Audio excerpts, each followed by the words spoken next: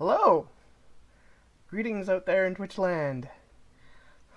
Say something in chat if you can see us and hear us. I can see and hear, and I forgot to mute, so I got the echo. Yay! Good stuff. Alrighty. Well, welcome everyone to another session of Community D&D on Arvin Eleron's channel with the Shadow Crew, down one member, with I believe this is episode 16 of Dragon of Yes. Icespire Peak, which I have entitled An Annoyance of Ankegs. So, a little clue as to what might happen tonight there. Let's see. Without Echo, yeah. So Echo's not here tonight. So he's usually the one who helps me remember all the things that I need to go through. Let me see here. Well, you don't have to tell people to vote because Yep, that's if over. they haven't by now, it's too late. Done. For the US anyway. That is correct. But make sure to check out all of the other things for Arv's channel. You can get most of them with !Arv things, which I will put in chat. There's also the Arv shop. And of course, go check out Arv's books and graphic novels with, let's see here. There's library for his D&D book with a bunch of guest contributors, and there's Icarus for the Icarus and Jelinek graphic novels. And of course, our lovely Shadow Crew for tonight. As I mentioned, we are without Alpha_X5 tonight. Other than that, right below me, we have Mr. Rock God. Rock God, you want to tell everyone a little bit about yourself and remind everybody who your character is you're playing in this campaign. Oh, I am Rock God. I'm usually here over in the chat. I'm here on Wednesday nights playing Malik Halamarodin, the Wood Elf Ranger. And I got to shoot some things last time, and I'm looking forward to shooting more things this time. Sounds good. And below Rock God, we have Hoodie from NoQuarter_TV. Tell the people a little bit about yourself and remind them what character you're playing in this campaign. My name's Hoodie. I play a bunch of video games. Occasionally, it seems like anymore. I'll get back. Cyberpunk 2077, the moment that hits, I'll stream all the time. But until that hits, I don't know. I don't know what to stream. I don't know what video games to play right now. I'm playing Isel Moldleaf, who is a Protector, Asmar, Warlock, Celestial Warlock, who is also Pact of the Toe. There you go. Hey, Got it. You got it all. That's all of it. I am also mechanically in charge of Roderick tonight, so Yes. We'll see how that goes as well. Who is a drow/human assassin. Correct. Boom. Drow magically disguised as human. But that's pedantic.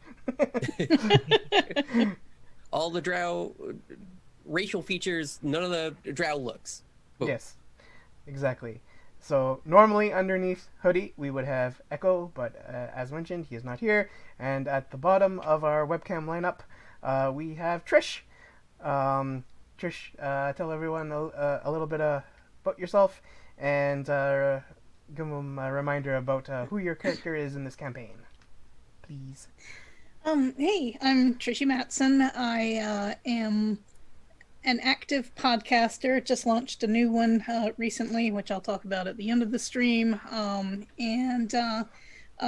like going to science fiction conventions when I can, virtual ones when I can't go in person, making new friends and hanging out.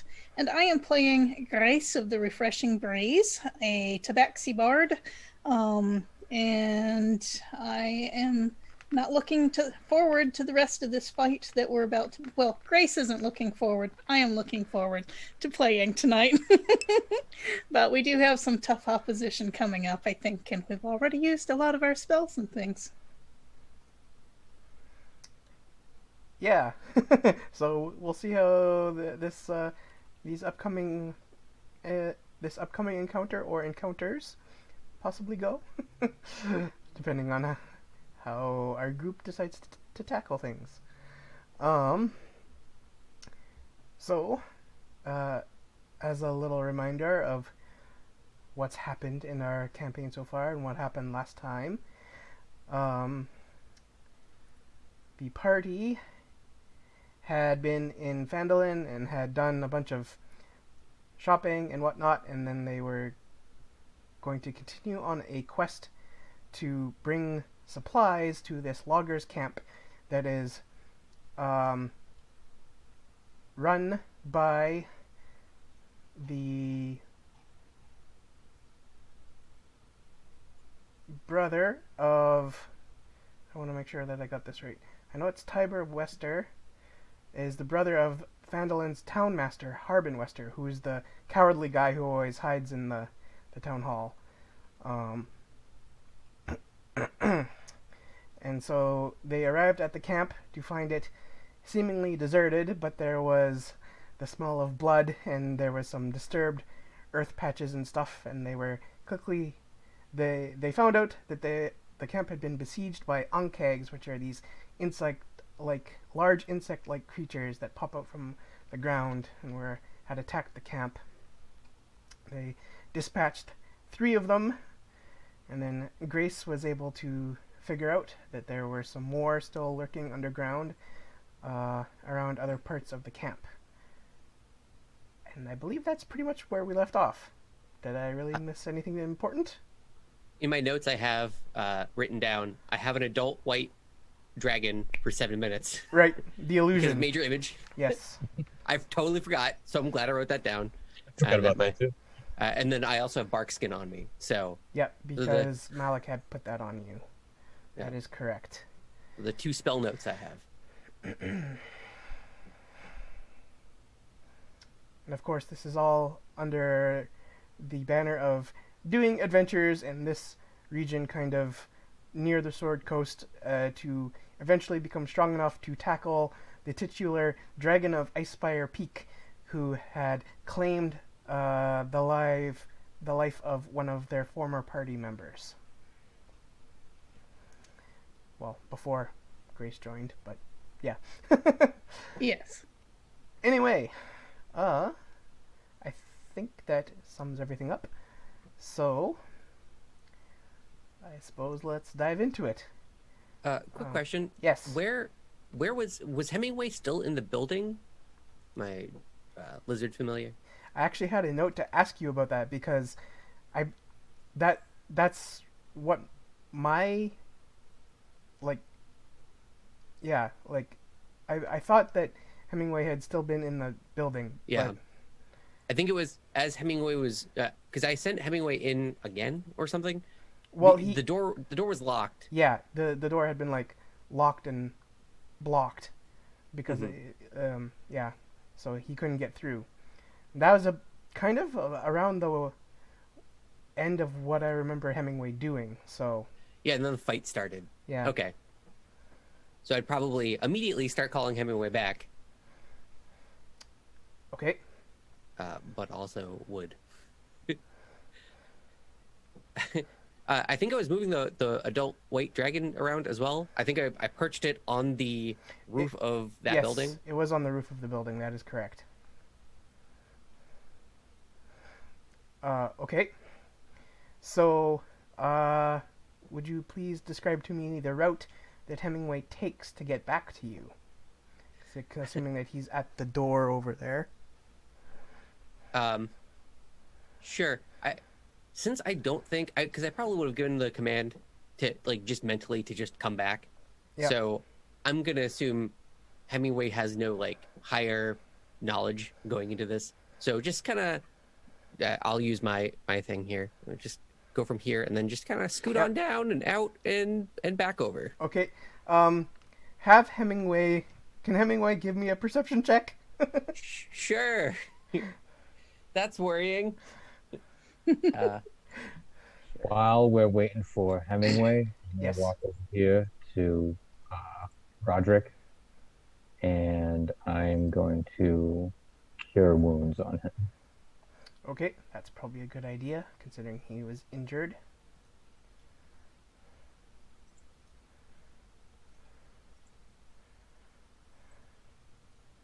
Hey, 7 hit points. 7. There we go. So, I don't know. Hoodie's busy, so I will add that. It's going to be a -1 check, isn't it? That's disgusting. All right. Okay, I've added the 7 hit points to Roderick. Thank you.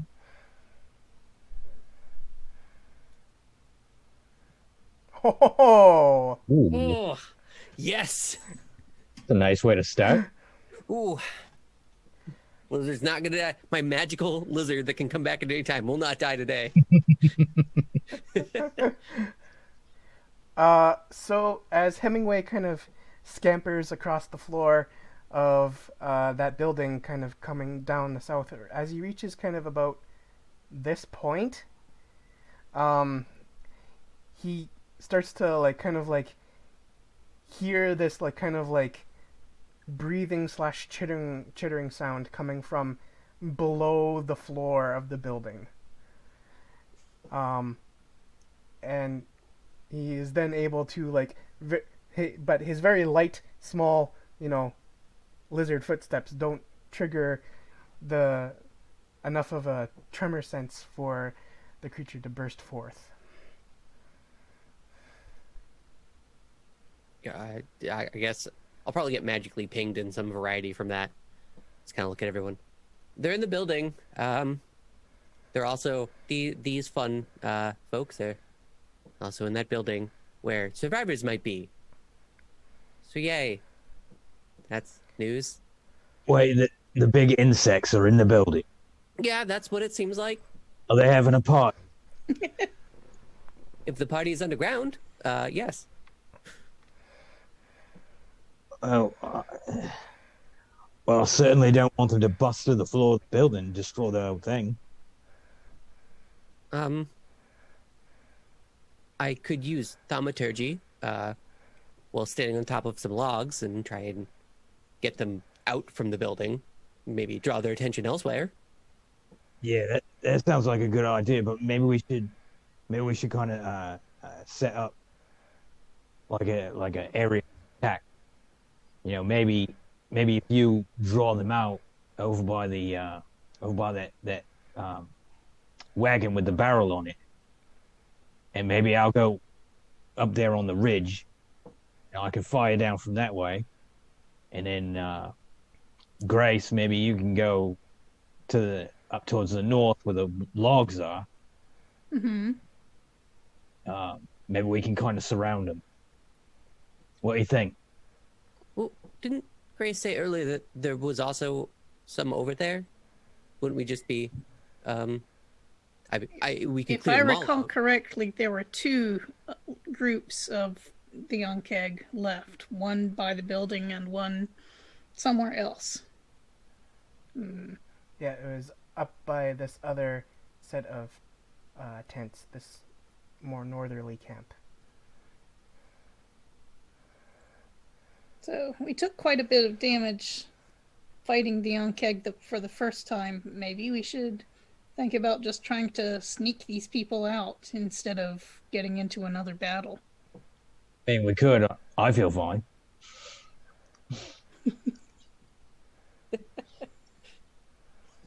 It's just the image of Roderick smiling and blood trickling down from the smile. Roderick's usually pretty silent anyway, so...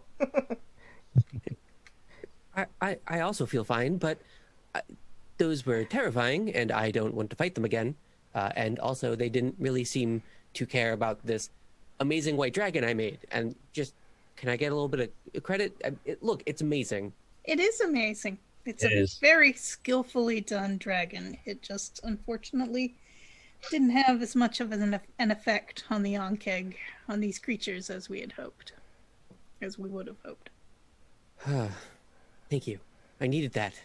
Right. Okay. Eso, did your little lizard see any people in the building? There's a barricaded door uh, directly in front of what I assume to be a million underground because I can't see them.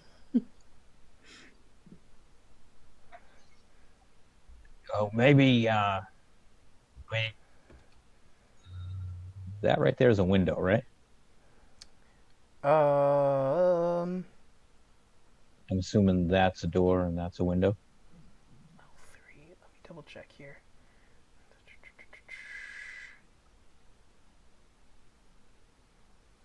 That is a. Yeah, that is a window. 'Cause this is a door. That's a window.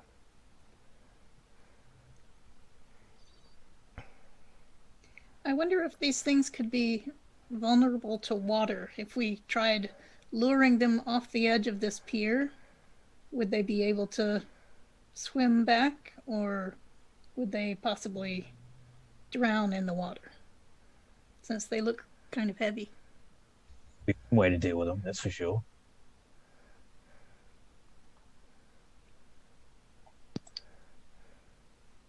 If the dragon flew to the edge and made a lot of noise, Isel, I assume this one dragon, you can't just change it into some other illusion. You'd have to cast a whole new spell for that, right?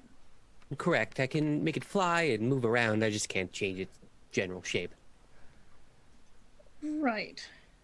So, if we had it pretend to attack these huge insects and then fly to the end or move to the end of the pier, maybe they would chase it there. Maybe. I like that plan.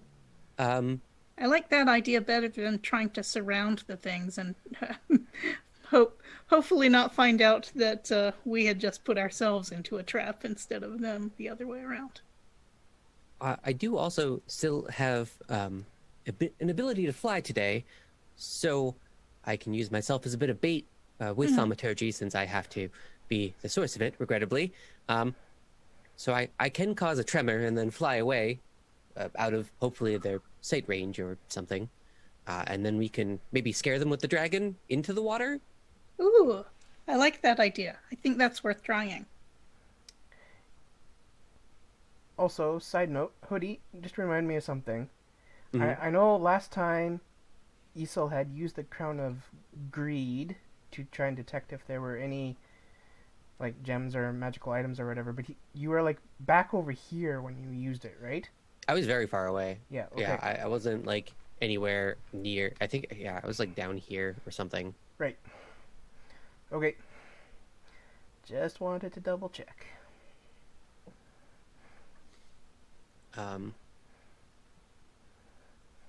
So I guess at that point, kind of look over at everyone. So I'll go to the dock then. Is that you guys could maybe sneak them out of the room? I don't. Huh. If you give me time to sneak very quietly over to the building and scratch on the barricade and whisper to the people to be ready to come out and run, then you could set your trap. I mean, you could make your lure. Okay. Well, if we see if we can try to see through these windows on the side of the building, see if we can see anybody in there. Of course. All right, you want to? I mean, I'll more than happy to sneak over there. I don't know if you want to go with me or not. I'll go with you. All right. I like all these plans. I'm just running out of time with the big white dragon. All right, let's do it. So let's run sneakily over to the building. So I guess you will want a stealth roll. Sure.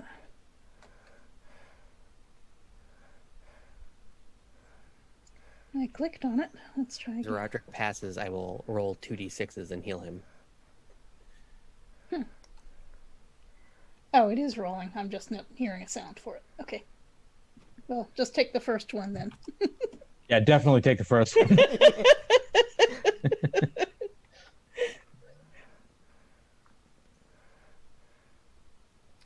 Okay, so that'll be 20, a 17.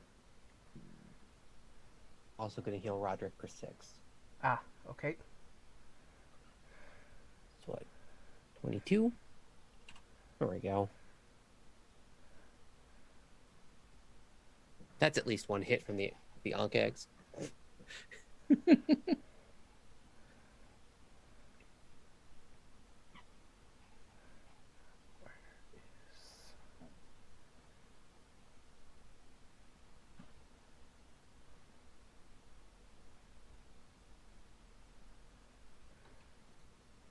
So I assume we're successful in sneaking over. Can we see anything through the windows?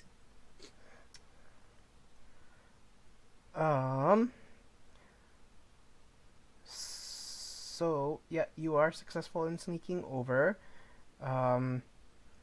So who's going to what window? I guess is kind of my question here. So there's this window. Go to that window. This is a door. That's a window. That's a window. That's a window. Where was the barricade? The barricaded door is here inside. This is a window on the other side here. Well, this seems like I'll go to this window. Okay. I will move you over there. Okay.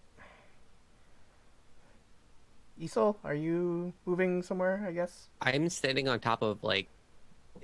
Can I stand on top of that, like, crumbled chimney? Ah, the chimney? Yeah. Or wait, this one here. Over here? Yeah. This guy. I'm trying to not stand on the ground. Eastel is terrified now of making Good direct plan. contact. Okay. Actually, as you're kind of like climbing up onto that crumbled chimney there, give me a perception check. Sure.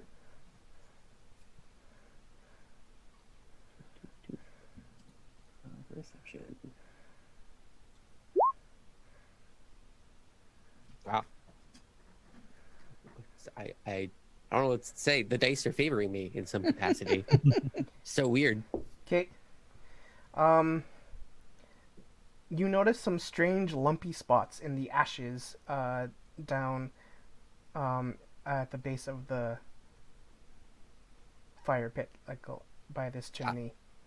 Just seeing everyone else run away, I'll definitely check it out. Okay. All right. Switching back over to Grace. When you reach that window and you peer inside,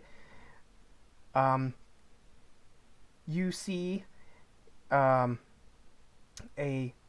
one human man huddled up, kind of like crouched down in a ball against an overturned table that's leaning up against the door across from you, and he kind of seems to be like he doesn't notice you, like he's just kind of like holding himself and kind of like rocking back and forth, and just, is very distressed.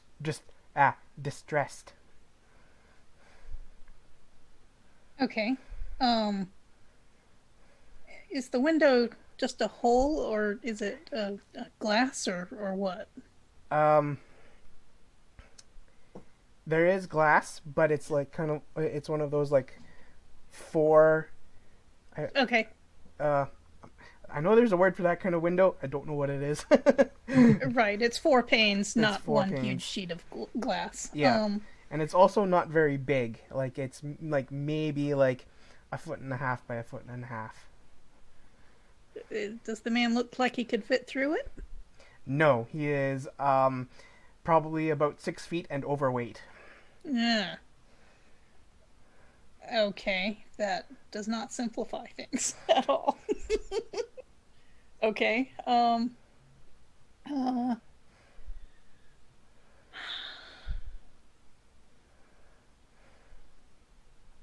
Well, I'll see if I can quietly raise the window. Do you want another stealth roll? Sure.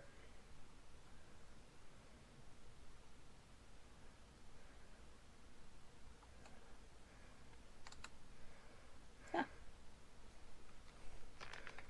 think that should work.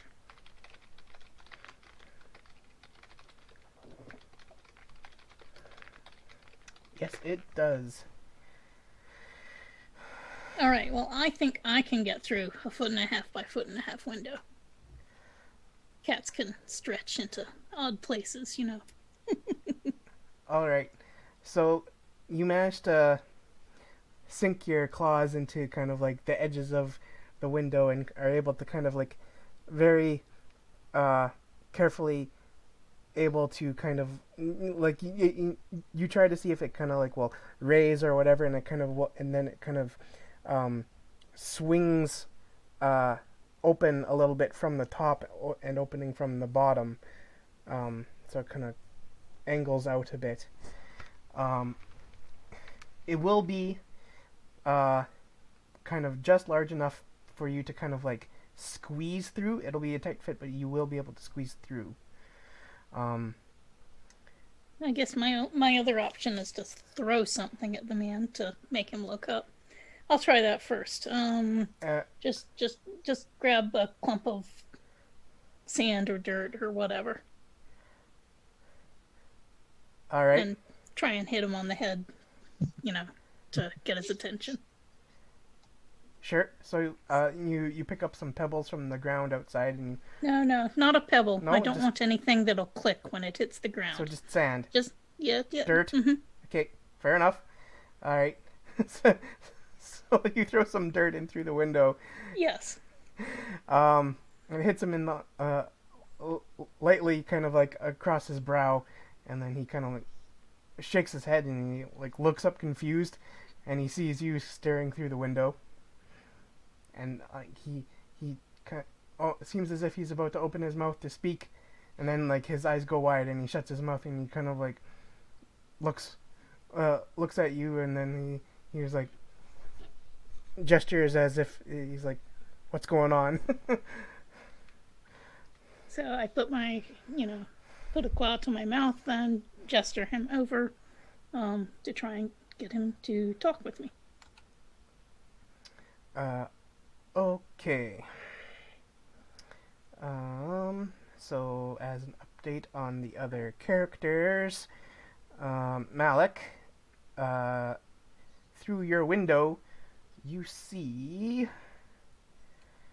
a room cluttered with logging equipment, saws, leather harnesses, and so on, and it is unoccupied.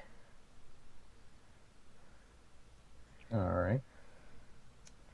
Can I move over here and look through this window? Okay. Just so I can see what... 'cause I'm figuring my line of sight doesn't go past like here. Yep. Through this window. You still do not really see anything else of note. Like, you see that there is a fireplace over here, but there is like no creatures or anything inside the room. All right. Well, then I am going to very quietly move around this way to try to meet back up with Grace to see if she sees anything. Okay.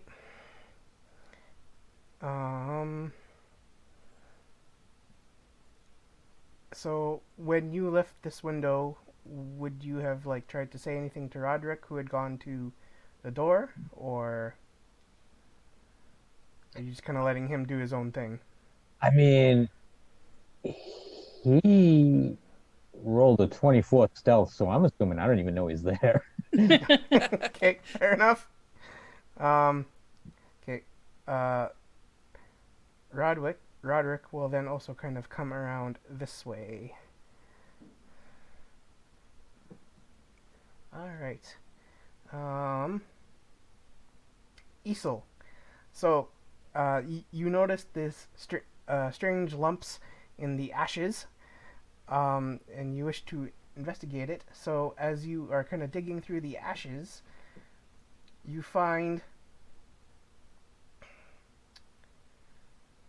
13 tiny stick figures that seem to have been dipped in blood that is now dried, and they all have tiny lightning bolt symbols scratched onto them and tied together with hair. Arcana check? Would I have any idea what this is like? This is immediately troubling. Like, this isn't like a, oh man, gems. This is a, oh no, voodoo dolls. Yeah. Roll for upsetting. So, so this is a religion check. Otherwise, Oh. otherwise Ugh. just straight intelligence. Otherwise, straight intelligence? Yeah. Religion. Oh, all right. I mean, I guess. Okay. There it is. That's. I knew it was gonna come for me at some point. All right. You recognize that this is bad stuff, but you have no idea what it means. Would I link those? We heard about the cult of Talos earlier. Would I link this to that? So you do recognize that the lightning bolt would be a symbol of Talos. Radical. But I wouldn't know. Oh man, if only I had the detect magic at will. And this isn't. Does this? I'm trying to detect magic without actually detecting magic, and that's just probably not going to fly. I'll grimace. Take like a crumpled paper from my pocket and just wrap it up in the crumpled paper and put all of it in my pocket. Kind of like, I'll deal with it later. Okay. I'm not going to touch it besides that. I'm going to leave it like a crumpled piece of paper that I've written notes on. So you don't want to physically touch it yourself, but you are going to put it on your person. Like you're going to carry it with you. Hold on. I have an idea. It's not a great idea, but it's an idea. So, I'm gonna look at it and grimace. Yep. Wrap it up in paper, and then summon one of the poisonous snakes out and have it eat it. Interesting. I have that snake follow me. Yeah. Because it can't. It's technically a phase spirit and can't physically digest anything. We established this with the orcs, remember? So it'll just pop out of its body when the time's done and I dismiss it. Boom. I have 3 snakes. That's very creative. I love it.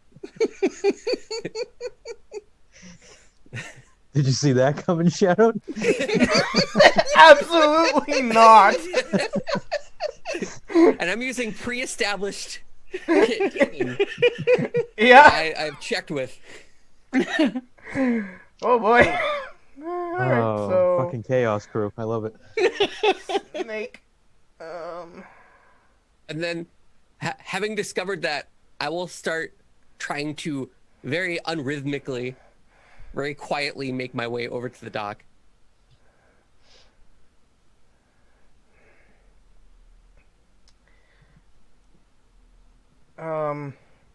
So when the snake swallows Oh no.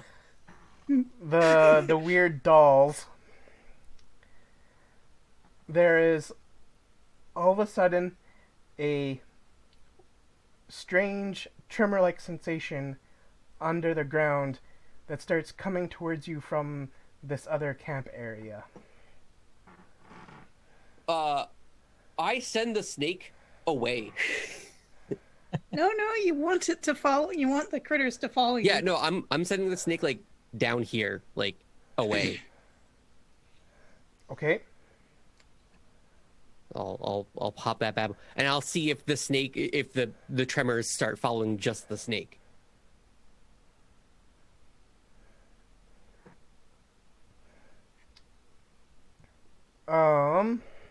or if it's coming after me, because those are two wildly different scenarios.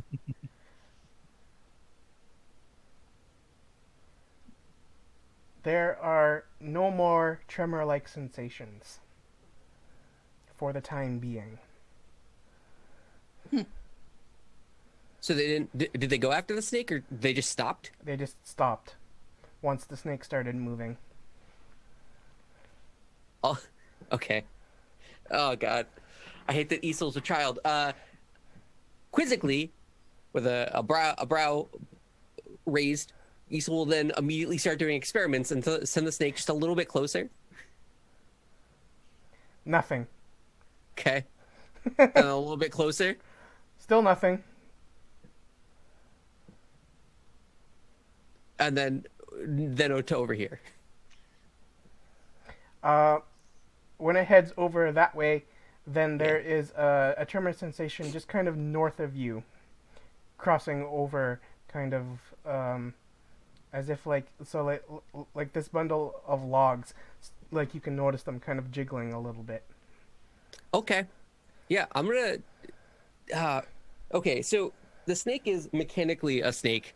It can't breathe underwater, but it's also technically a face spirit of some variety. Can they breathe underwater? No. Okay. The snake is a fair snake. Enough. Nice try. Figured I'd check. I'm gonna send the snake just off this way.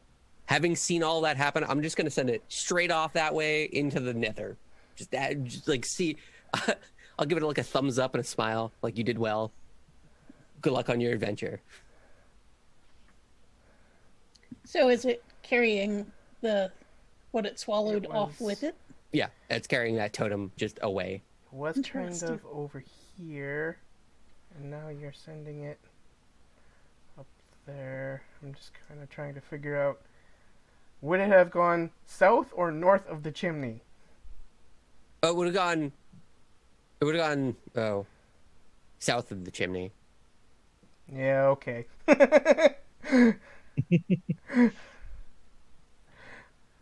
Alright. I will jump back to Grace, Malik, and Roderick. And the man in the room. So, the man gets up and then very gently, like with very cautious steps, walks over to the window. And then, Are you the only one here? yes, I'm the only one left. Those creatures, they killed everyone else and dragged them down into the earth. We'll try to save you. Okay, but I can't fit out this window. And so the only way for me to get out is through that door. And I'm pretty sure that once I go through that door, that something's going to burst through the floor and try and attack.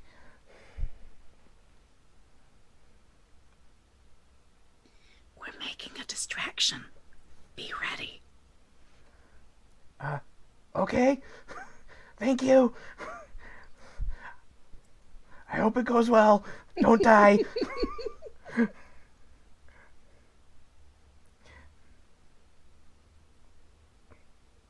See, I'm just checking.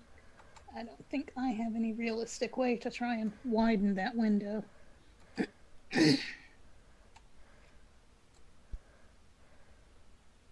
Yeah, stone shape is a thing, but there's no wood shape. That's not Yeah, fair. I don't have stone shape anyway.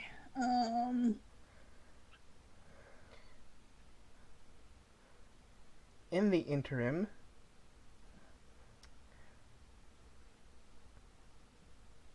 these tents right here have kind of started to quake as if something underneath them is around them. Mm-hmm. But right by the chimney where Isel is, there was the brief sensation of the chimney itself quaking a little bit and then suddenly stopping. I'm just like completely still on top of it, holding my breath, waiting, just watching the snake slowly slither out forever into oblivion. Does it feel like it went underneath? Like, does it feel like it stopped underneath the chimney, or is that like it was in a pathway? It seemed as if like something maybe purposefully stopped right nearby the chimney. Oh, you son! All right. Okay. I'll wait for a second and just kind of like look over where everyone else is and look down. Still hold my breath. It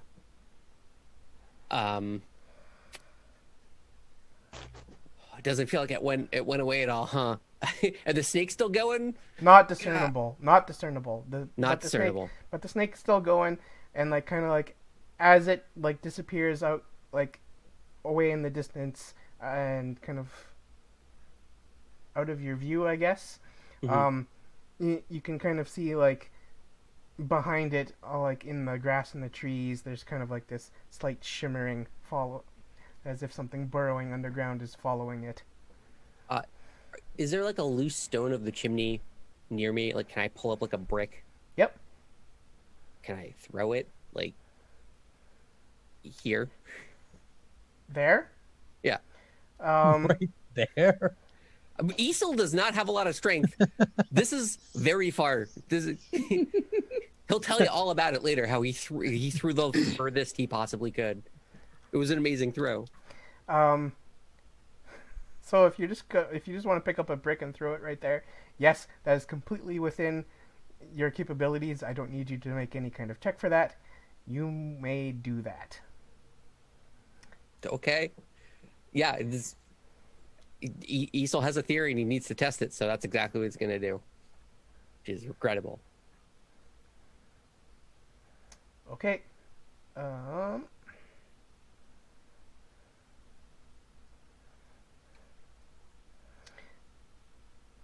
So as the brick lands on the ground, and then like half a second later, erupting forth from the ground, basically like right where the brick landed, comes out one of the Ankhegs. Okay. Does it see me or is it after the brick? It pops out from the ground, looking towards the log pile. I'm not moving. I'm not saying a word. I've held my breath again. I think we probably should have communicated more about this whole distraction thing. Isel got distracted, man. That's the problem. He had there's a whole like scientific theory happening here, and he's lost in his. He forgot about the plan. Found a little bundle. He thought it was weird, and here we are. So the Ankheg kind of like looks around, just kind of like left to right a little bit, and then burrows back into the ground. Just like the. Okay. All right. Okay. Isel's gonna wait for a signal. And back to Grace.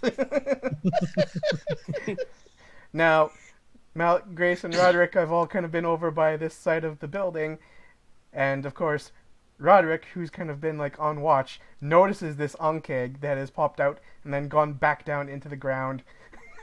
And he's just like pointing over there, and he's like, Isel's in trouble.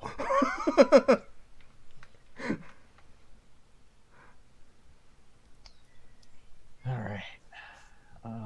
I'm gonna move over this way to like right there, just so I'm in line of sight of Isel, and I'm gonna give him the. What the fuck are you doing? I just start making a lot of unintelligible hand motions, trying to tell an entire story through hands, and you don't. None of it makes sense. Waves. I some move point. over here and I look at Isol and I point at him and I point at the dragon. Right as you point at the dragon, it just disperses in magic because the What? tentacles are up. Ah! I've been trying to be generous with how long 10 minutes is, but this definitely was longer than 10 minutes. Well, all right then. I'll give you back a thumbs up anyways, and then put up one finger like I have another spell, so it'll be fine-ish. I put up my hand and extend my claws and drag down. I am not happy. Hopefully that is conveyed to Isol. Can I like look down back at the chimney area? Are there any more lumps there?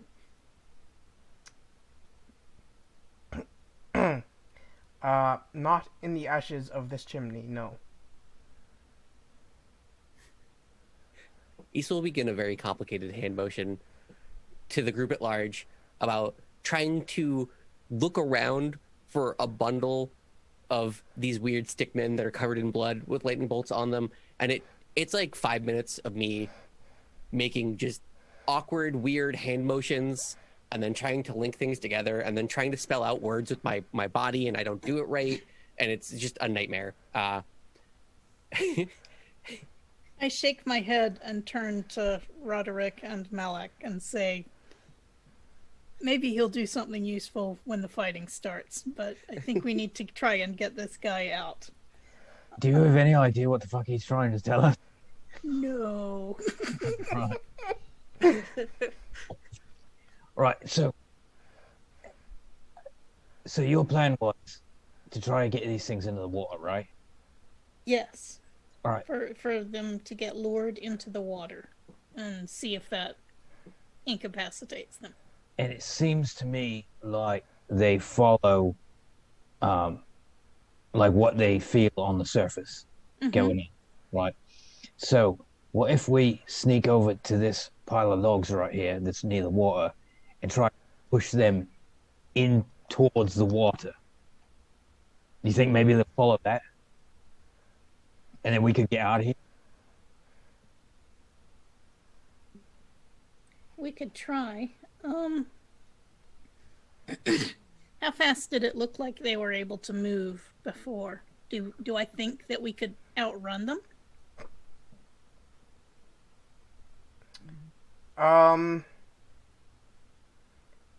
They seem to be about as speedy as any other average creature.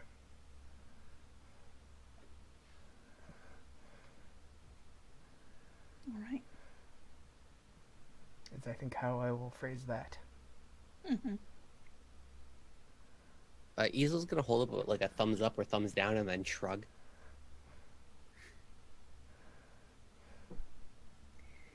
I point at him and I point at the bridge and make that noise, or, I want him to go there and make a distraction from the end of the bridge. All right, well then the timer starts and the wings will sprout up and I'll just fly over there and immediately start as I'm passing, like, we're going, right? Sure. Okay. You got the signal. All right, fine. He has wings. He's flying over here. He's gonna cast Thaumaturgy as hard as he can for like the shaky ground movement. Okay, I run back to the window and say, go. And then, without waiting to see if he's following my instruction, I run over to the door. Where would the door be on this? The door is here. There. Right. Yeah. I'm running for the door now in case critters burst through the floor and attack that guy, I'll try and run in through the door and distract or attack them from here. Okay. Yeah, I would have used it. So round-wise, I would have used an action to dash to get to here, and then on the next turn, I would have landed, cast Thaumaturgy as my action, and then immediately taken off again about 15 feet. Yeah, and I'm gonna follow Grace and kind of like watch her back. Okay.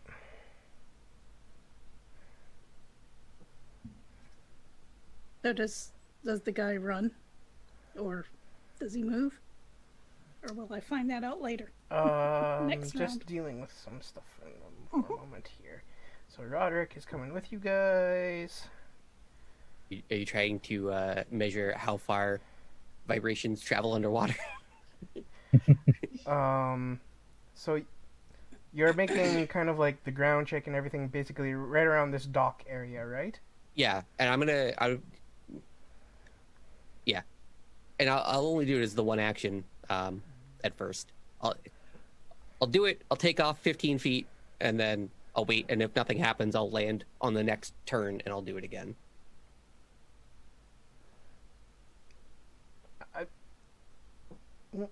Sorry, explain this thing about the 15 feet to me. So Again? I'm going straight because I have wings up right now. Yeah. So I'm going straight up 15 feet. Oh, okay. Yeah, and then I'm landing. I'm Okay. I'm trying to be maximum safe. I know it jumped out, but it doesn't know that I'm there. So I'm hoping. I'm praying. So when you cast thaumaturgy, kind of like around this dock, there is a massive kind of, well, compared to before, a massive kind of sense of something burrowing underground, kind of from right by like the middle of the room inside out towards the dock. I'm out. And I'm out. this group of logs and this group of logs both start like trembling, and so then like inside, wait, I forgot to switch him. Tybor has like sensed this and he's kind of like frozen, and then like brief moments later, erupting out from the ground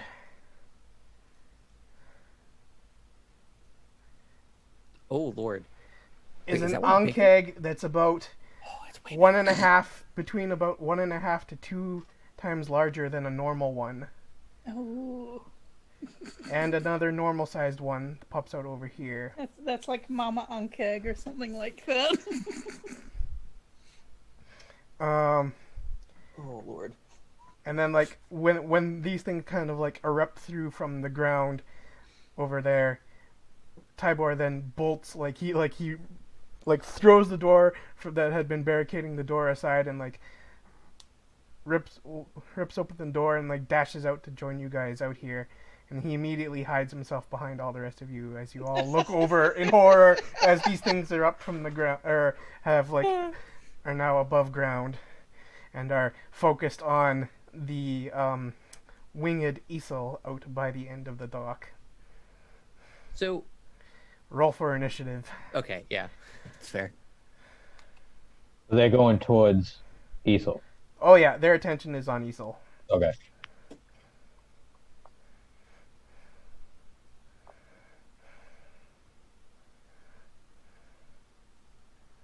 Okay, I can deal with that. And that snake is around for 1 hour, right? Yes, Okay, so it's just like heading off into.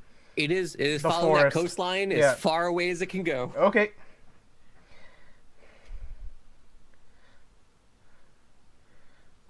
Oh my I God, forgot. there's another chimney in there, isn't there? Ooh, I'm mad. Forgot to have this up. Add turn. Add turn.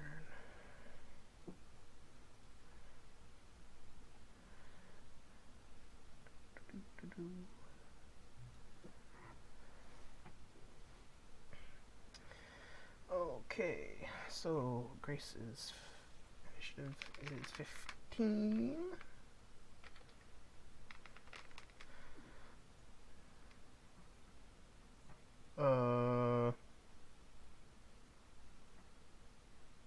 Is one of those supposed to be for?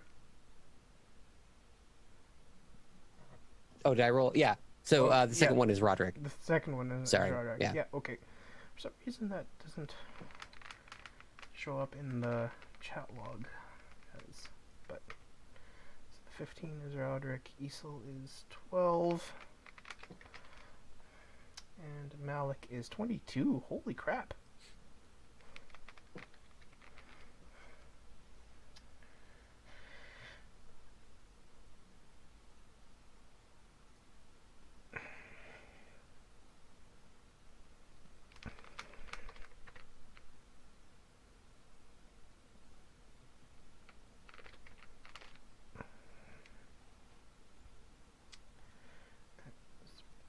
Descending. So, Malik will get to act first. I would like to. How tall is this log pile right here? This one right here. Yeah. Yeah. About 5 feet tall. How high is the roof of the building? 12 feet. Okay. I'm gonna move on top of this log pile right here Okay. as my movement, Sure. and then I'm going to shoot this little one. Okay. Let's see.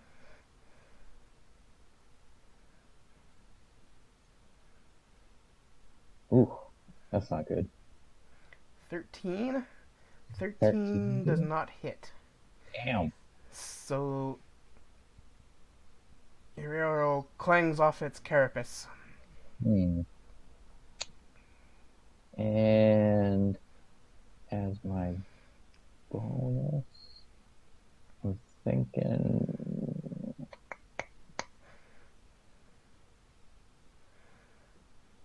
Hold on a second. Let me check one thing. Yep. As my bonus action, I am going to cast Magic Weapon on my bow.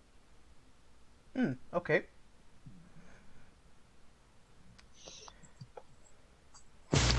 Which will turn it into a magical weapon. Yep. And it will give a +1 bonus to Plus attack one. rolls and damage rolls. Okay. Yep. Alright. So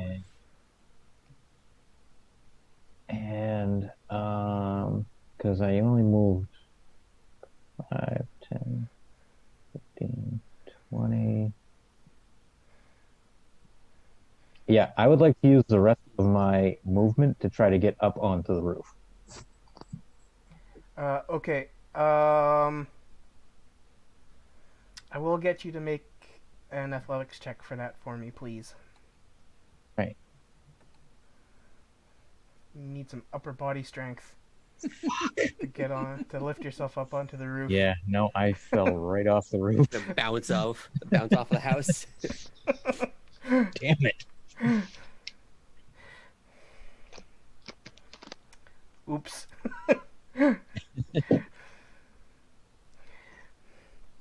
So you kind of try to leap from the top of the log pile to grab onto the roof and lift yourself up, but your arms give way and you fall to the ground. Yeah. Sorry. That's all right. All right. So that's it for your turn then, I believe. Mm-hmm. Okay. Big Daddy Ankheg is up next. Roderick is on deck, so I think Hoodie, you are gonna control him. Yep. Okay. I'm good. All right. So Big Daddy Ankheg.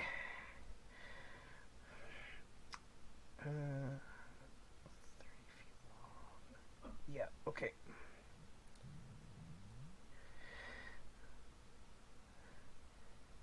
So it opens its pincery mouth and spews out an acid spray at Isol. Okay. All right. Um, I'm sure that'll be great. Give me a dexterity saving throw. Sure. You get advantage because you have the wings out? Oh, I don't know. Let me double check. Normally, mechanically, I don't think so. 1 minute, you can use it bonus action. You have flying speed, and once per turn, you can have 1 attack or spell deal 5. Okay, no, nope. No. Okay. I just get Just glimmering flying. eyes and 2 incorporeal wings. Hmm. Okay, so dexterity saving throw.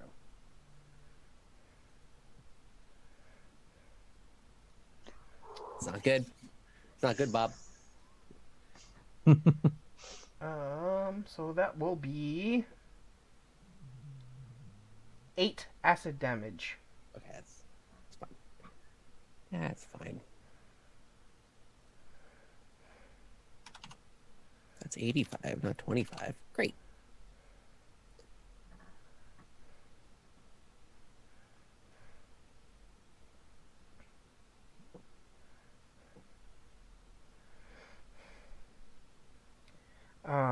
And it hisses and chitters at the other Ankheg. And then it will be Roderick's turn. So the other Ankheg has not moved yet. No, The smaller one. it has not. So I believe Roderick can get up right next to it and stab it with a shocking dagger for assassinate. Yes. attempt. Doop-a-doo. Where are we? Character sheet, attack. Do you with this? I think so. Hey, look at that. Oh, shit. Damn. Dang. That definitely hits. Yeah. So it's that, and then it's Woo. critical. Reminder. So this is all. It gets the automatic damage die as Oh. well, All right. Okay. and it's what 3d6, 4d6, I think it's 3d6. 3d6 sounds right.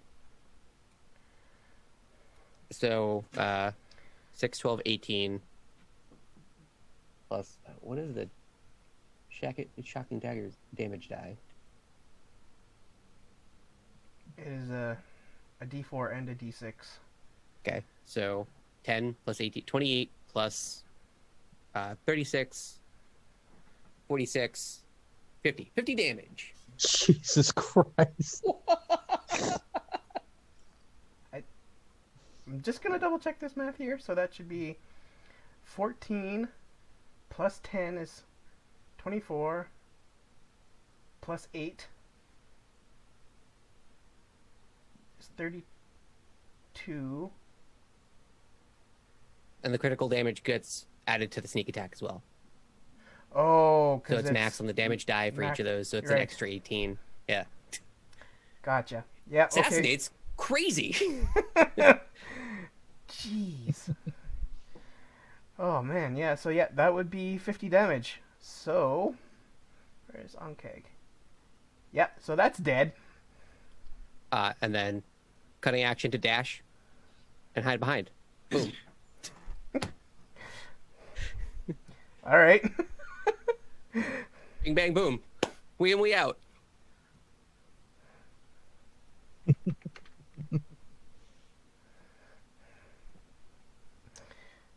All right. So up next is Grace, and then Isol's on deck.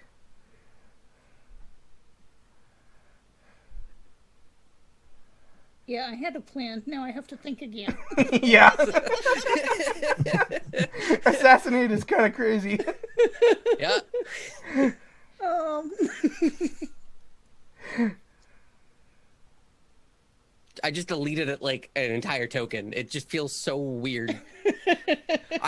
As Isol, I have to like scrimp and save and like mechanically think out the entire fight. Roderick just boop, got him. Oh, hold on. I might have to retcon something here. What? It's only if it's against something that is surprised that it's a critical hit. No, It's if it hasn't taken an action that turn. Oh. you have no, you're advantage. Right. No, you're totally right. Oh, I'm sorry. So it's only the 22 damage then. Okay, that still That's right. is... I forgot about the whole surprise thing. I always forget. I just happened to think to Fascinating. double check Yeah, assassinate. that's, I mean, 50 damage is a lot of damage. Yeah. I thought that seemed. If it's surprised, it's critical. Okay. Okay. So 22? No, it was 24. No. Yeah, 22. Okay.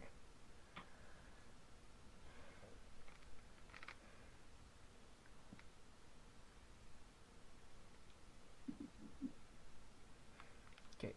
That still leaves it severely injured. He's still going to dash out without taking the disengage, though, so it will get an attack of opportunity against him. Okay. Well, can't he cunning action dash? He can cutting action disengage, but then he'd only have 10 feet of movement, no, 5 feet of movement. Oh. And he's going to try and hide again. Okay. So, okay, I understand. It would trigger an attack of opportunity then. Yeah. Okay. Okay, so back on me again now? I will just, Undead. 11 doesn't hit. Okay. Great. So, yeah, that's fine. Okay. Okay, now we're to Grace. Sorry about that. All right. If I go to this square Yes. to the lower left diagonal of the creature, I'm not in its sphere, right? I can do something there and then run away without having an opportunity attack against me. Because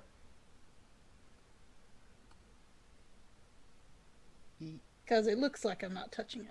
Yeah, I mean, like, you can certainly move into that square, yes. Right. Okay, so I am using Feline Agility this turn or round, which lets me double my movement, double my speed until the end of the turn. Once you use this trait, you can't use it again. Okay, yep. So I'm going to run up here, cast Thunder Wave, and then run back again. Okay. So let me do that. Where are you? Thunder Wave. Let's cast it at level. Let's see, what do I have at level? Let's go ahead and cast it at level 2. Alright, so that's a Constitution saving throw that has to make, and 3d8 thunder damage.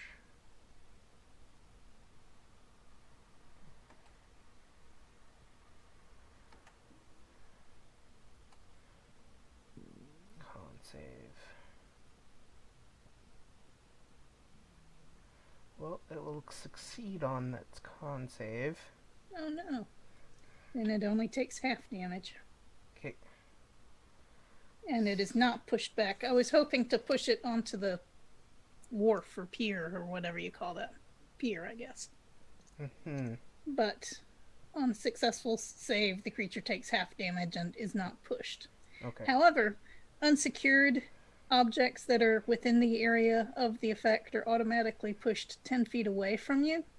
So I think these logs are going to go rolling out towards yes, they are. the Poor smaller Malik. one. Had a right time of it. I think actually technically Sorry, Malik. Malik should actually be right here beside the logs because he. Oh, that's right. He fell down. Did Yeah. fall, yeah. Yeah. So, but you can move through your ally space, so that's not a problem. So that, but the logs then go pushed out towards the other remaining Ankheg, which threatened to trip it. So it will have to make a dexterity saving throw or fall prone. And it fails that. Yes! And this. So this is.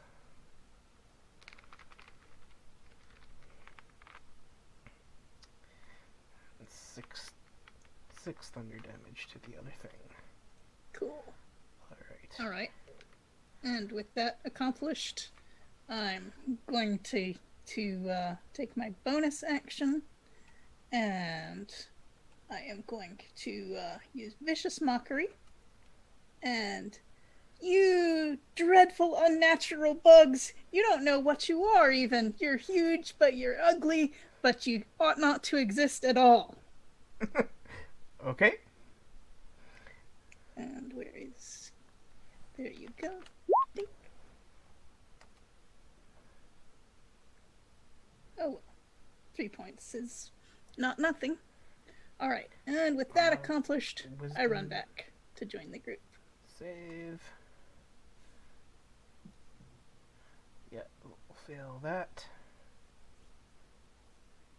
Okay. Sorry, just to clarify, that's Vicious Mockery.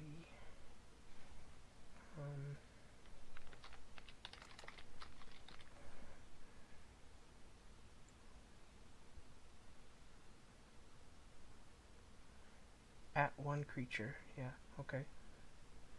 So that was at the big one, right? Or yes. Sorry, yeah, okay. Just wanted to make sure I get everything right. Ta-da. Okay. Should be everything from that.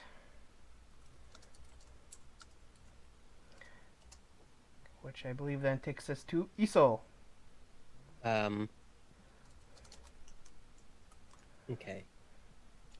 And Malik may want to start thinking about what he'll want to do, but there will be the other Ankheg, the small one, in between. I'll just yell out chimney. And then I'll fly up, straight up 30 feet, and directly on me.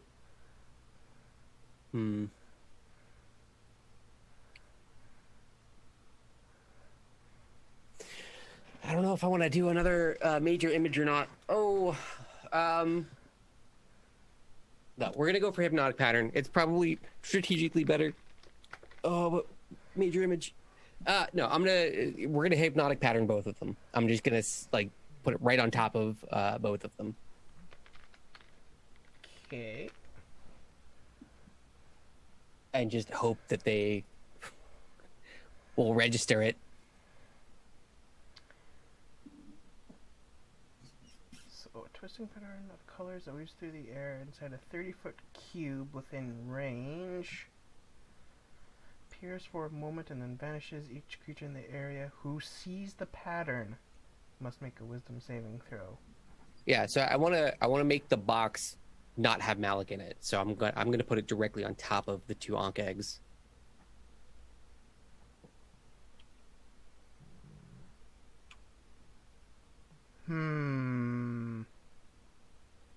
Because I've flown up 30 feet, so I'm 45 feet off the ground. So I can cut that pretty well, I think. And it doesn't have to be, I can turn it 45 degrees of an angle. Yeah, so it's... The wording of this spell is weird. Is it supposed to be only creatures who are within that 30-foot cube? I'd assume so. But, because if it wasn't, that feels... I would think that it's so much more abusable if it's anyone outside of that 30-foot cube is also affected. Yeah. So if you want to rule that, I'm not going to stop you. Let me put it that way. But then just know the precedent you might be setting.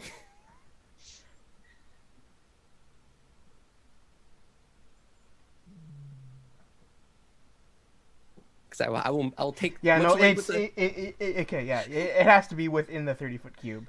Much like with the snake stuff, I will take this to note, and I will bring this up way later when you do not expect it.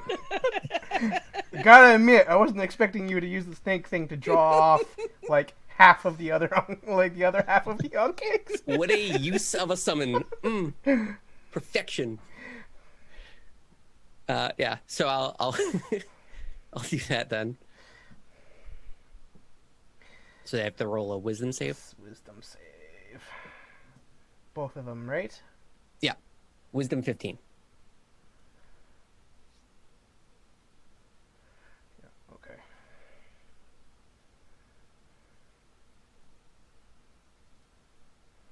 Well, a 12 and a 4, so... Seeing them kind of go slackjaw, I'll immediately look up and be like, "Don't attack them. We can run." Charmed.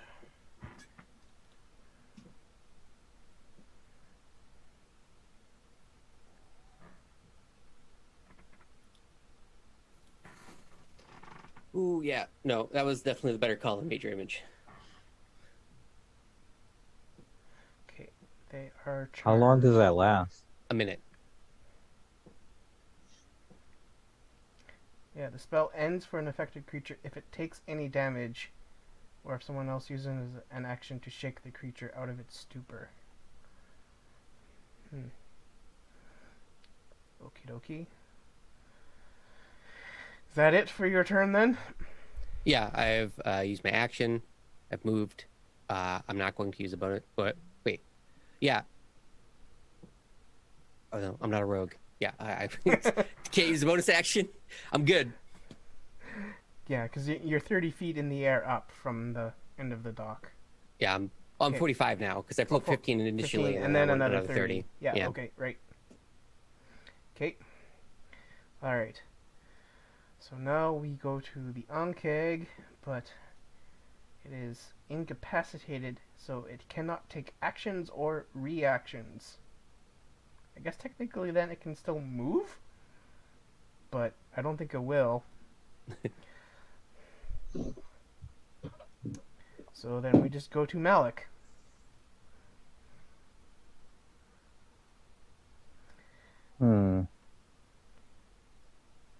So you have one Ankheg who is lying on the ground because it got knocked over by rolling logs. Mhm. And it is in a stupor because Isol charmed it. The other one is also just kind of going, Alright. I'm going to, let's see.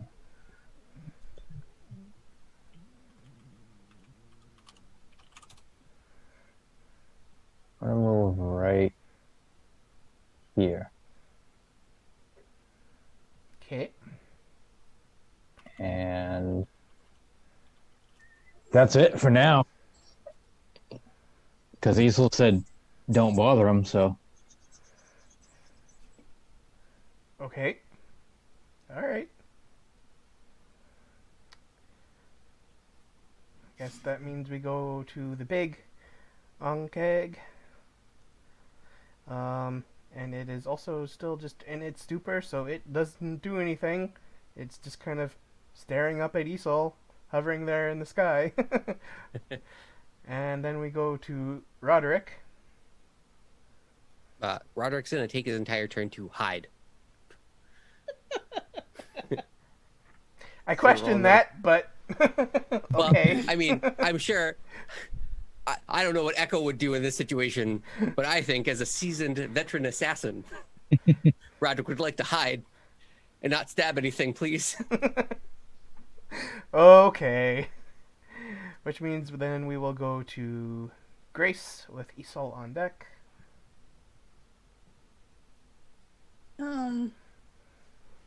Well, I heard what Isol said, but that little one, well, not to say little, but the smaller one, lying prone and helpless is just too tempting a target to resist. Yeah. So I'm going to not waste that opportunity, and I will shoot it with my hand crossbow.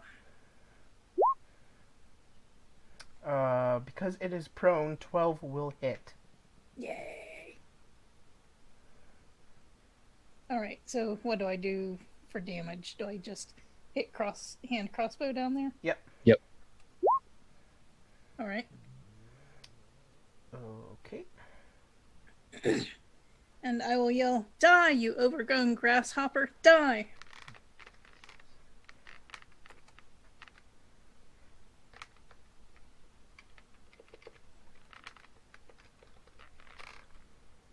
just for good measure. And since that thing has an acid spitting capability, and I think it's probably not great for us to all be clustered together, I'm going to move over here. And I think that's going to be it for me. So the regular sized Ankheg is still severely injured, but not dead yet. This does an update on its status. Good to know. So Grace has moved. Okay. Well, I guess then we go on to Isol. Yeah, so I'm gonna fly 60 feet. I'm gonna dash. 1, 2, 3, 4, 5, 6. 1, 2, 3, 4, 5, 6. Over to here. And then kind of be like, "Ew. We can leave! Or get the chimney! Whichever!" We've got them almost defeated now. Why would we leave? Why would we not just go ahead and kill them? They killed all these people in this camp. We haven't done any. The big one is fine.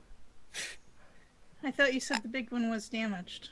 Yeah, I know he was damaged because of the thunder wave. Yeah, it's taken some damage, but I just have acid dripping off of me. Isol's booking it out. Actually, can I start aiming towards the ground as I'm flying? I'd probably get only to like here then if I was aiming to go down even a little bit. yeah, okay. If I drop Hemingway on the ground, can Hemingway take like a movement at all? Sure. Okay. Because I would like Hemingway to try and get to the chimney.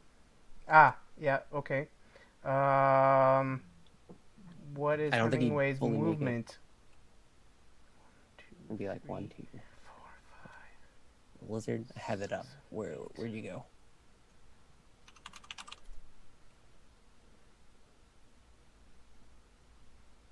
It's 20 feet. Yeah. So it would only get like a little bit into the house. Yeah, it would take 2 turns to make it all the way over to the fireplace. That's where I'm going next. So Okay. we'll get there together. That's my turn. All right. Well, then we go over to the regular-sized Ankheg, who has taken damage since being charmed. So it is now no longer charmed, but it is prone. So it takes half its movement to get up. And then 1, 2, 3. Yep.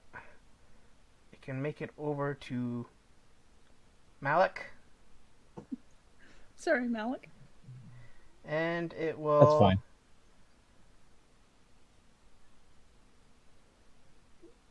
try to bite Malik. Oh, but it's too groggy and it misses. Oh no. How terrible.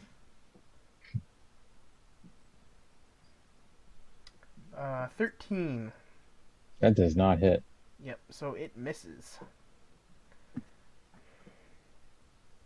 So, seeing Malik be able to dodge its bite, it then tries to retreat back towards the larger Ankheg. But only gets about that far, which will trigger an opportunity attack. Oh, hell yeah. Yeah, there you go. That will hit. Oh, yeah. 13 piercing damage? And your arrow flies directly into its face, piercing through its carapace into its brain, killing it. Nice. Yay! Oh, that was just an opportunity attack too. Yeah.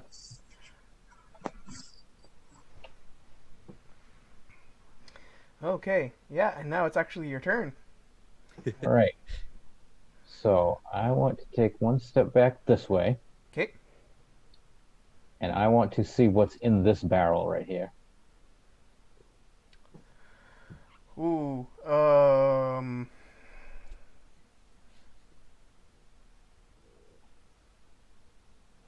Sorry, 1 second.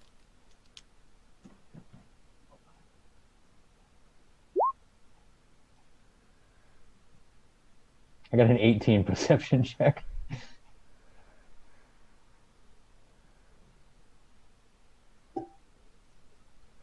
Inside that barrel is a thick black tar. Yeah. I am going to. How heavy is the barrel? Oh, it would be pretty heavy. Like it's a probably like a 2.5 foot tall by like 1.5 feet diameter barrel. So that's got to be like 80 pounds. Like it's full of this tar. Like that's why it's on the cart. Okay. Here's my plan. Okay. I want you to tell me how much of this I can execute. Okay. What I want to do is pop the cork out of that barrel so Yep. the all the liquid starts draining out, right? I want to take it off of the cart and I want to roll it towards the big guy.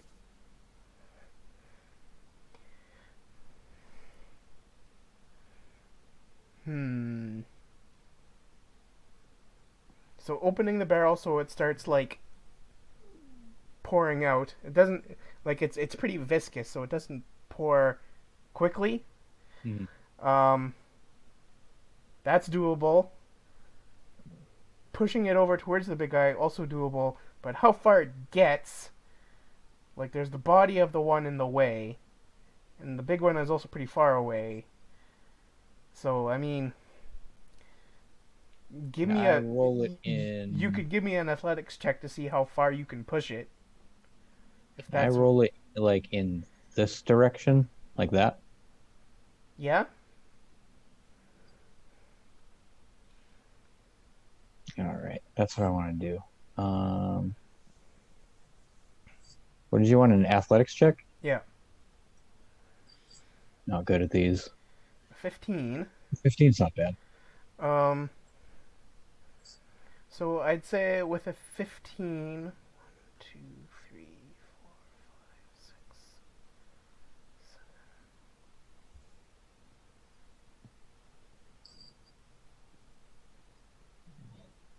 I'd say you could get it about 1, 2, 3, 4. Yeah, right to the end of your line. Okay. That's how far I wouldn't make it. Okay, so now it's here. Yeah. And it's a barrel. Okay.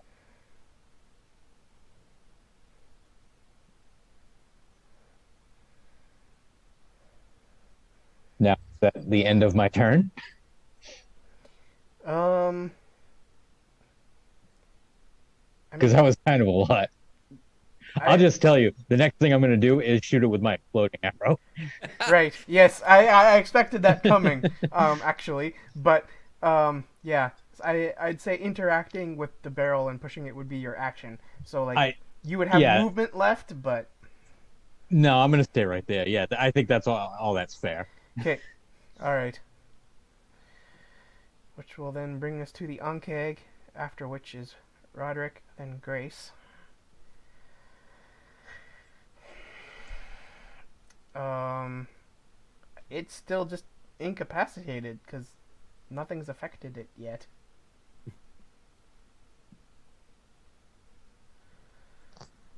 Yeah.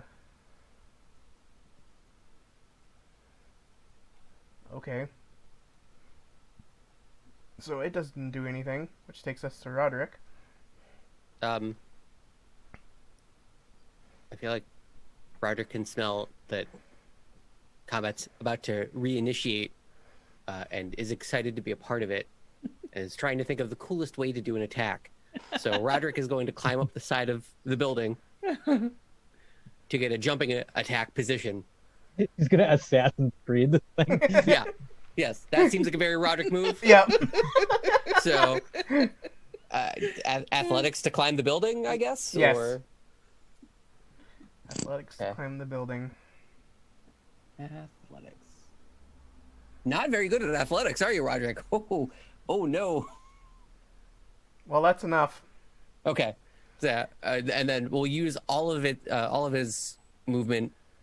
I guess we'll do climb up the building, which I assume will be the entire movement, and then cunning action to dash over to here, and then, well, I guess further away, because explosion. Not sure if he knows that, so we'll just put him right there, and then I guess we'll ready an attack to do a jumping plunge when this all kicks off. So If getting that's up, allowable. climbing up onto the roof. If we say Is that movement or an action? Because it's fine. that's movement, Okay. each foot of movement costs 1 extra foot when you're climbing. Oh, that's not that bad. So that would use up. If it's So basically, your movement is halved when you climb. yeah. So it would be, if the roof is 12 feet up, then it's 24 feet of movement to get onto the roof. Yep. So you would have 1 square of movement left after that. Yeah, and then the cutting action to dash for the to bonus dash action. for the rest. Yeah. For another 30. All right. And then the action will just be to prepare. I don't know. He has a hand crossbow, I think, or something like that. Yep. So he'll take the shot when things start kicking off. Okay. All right. Sounds good. Which then brings us to Grace with Isol on deck. Okay. Right. I am a bit far from my hand crossbow right here.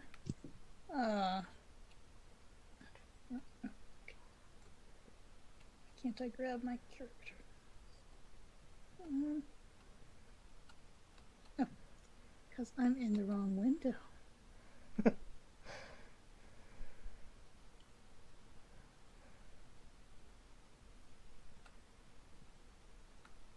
Okay. Right. So I'm gonna grab around here, which is not a huge amount closer, but it's a little closer, and now I can, not this turn, but next turn I can run up and shoot at it. Okay. And meanwhile I have a little cover by the woodpile.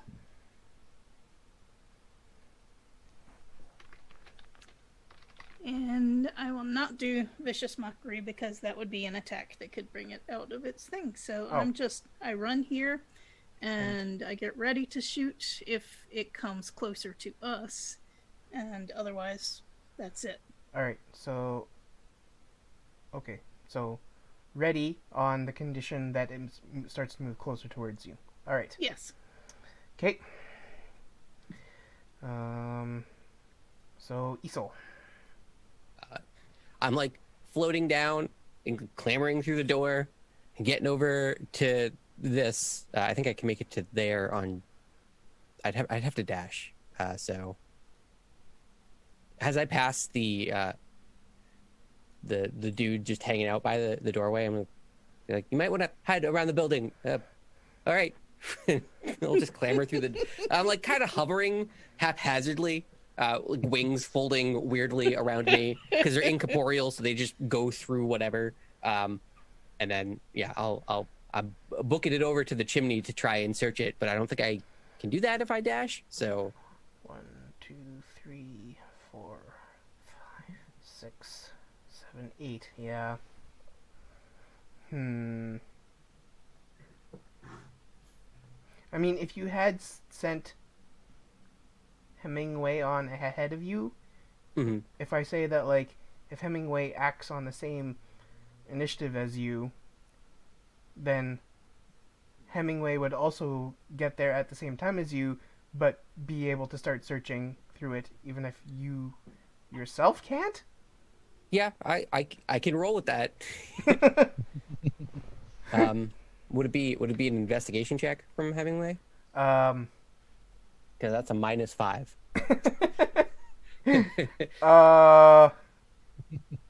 Yes? Okay, yeah. Let's roll a d20, see where we get. He'll lick his eyeballs and roll up his sleeves and get on in there. Okay, it's a -2. That's a -2.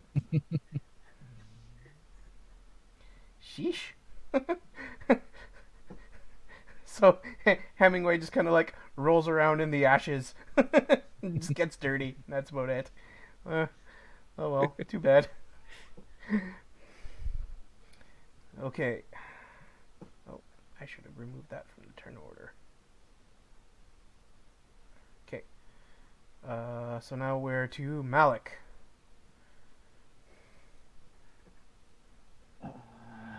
How much longer we got on this charm thing? 5 more. No, 3 more turns. 4 more turns. Been 2 turns, so 4 more turns. What? All right. Doesn't it last a minute? Yeah, isn't that? A minute is 10 rounds. It's 10 turns. Yeah, so it should still have like 7 more rounds. Yep. Dang.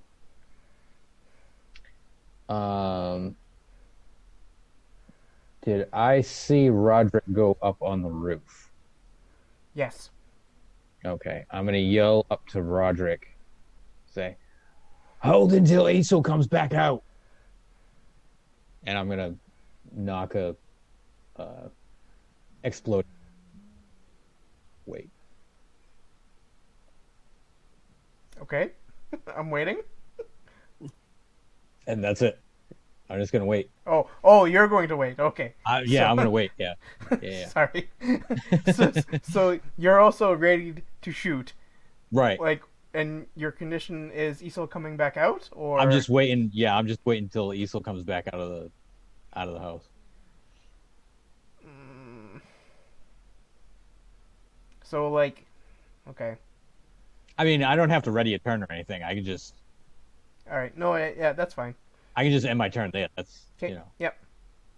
Yeah, we got time. All right. Right, yeah. That takes us to Roderick. Roderick will give the very solemn, silent grunt nod, and then hold a hand crossbow down at it. Yeah. Also, just waiting. Okay. Yep. We'll technically count it as the ready to action for whenever. Yeah. Same thing. Malik attacks. Yeah. Yep. Same thing. Second verse, same as the first. Yep. Speaking of verses, Grace. All right. Now I am moving up here. Doesn't seem like close enough. Okay, so I will dash if I have to and get over here. So I'm partially covered by the wood pile, but I should have a really good shot Yes. if it starts moving or if someone else attacks it. Okay. And so you're also just waiting. Okay. All right, Isol, you're the one they're all waiting for. I'm digging through a chimney. Garbage. I'm in there.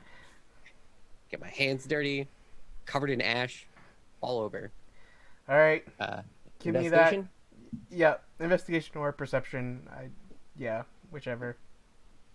I would like investigation, please. Oh, come on. Well, that's enough to find it. Okay. There is another one of these bundles of creepy doll things.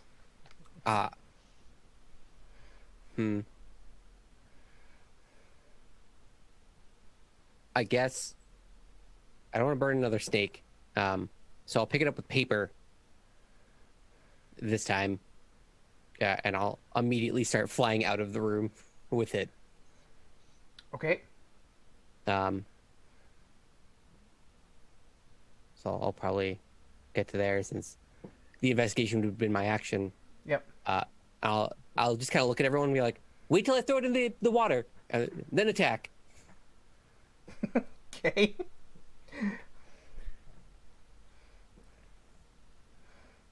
Yeah, I'm basically, with however many movements I have left, I'm going to spend all of my actions to try and get to the water and throw it into the lake. Okay. All right. So then that takes us to Malik.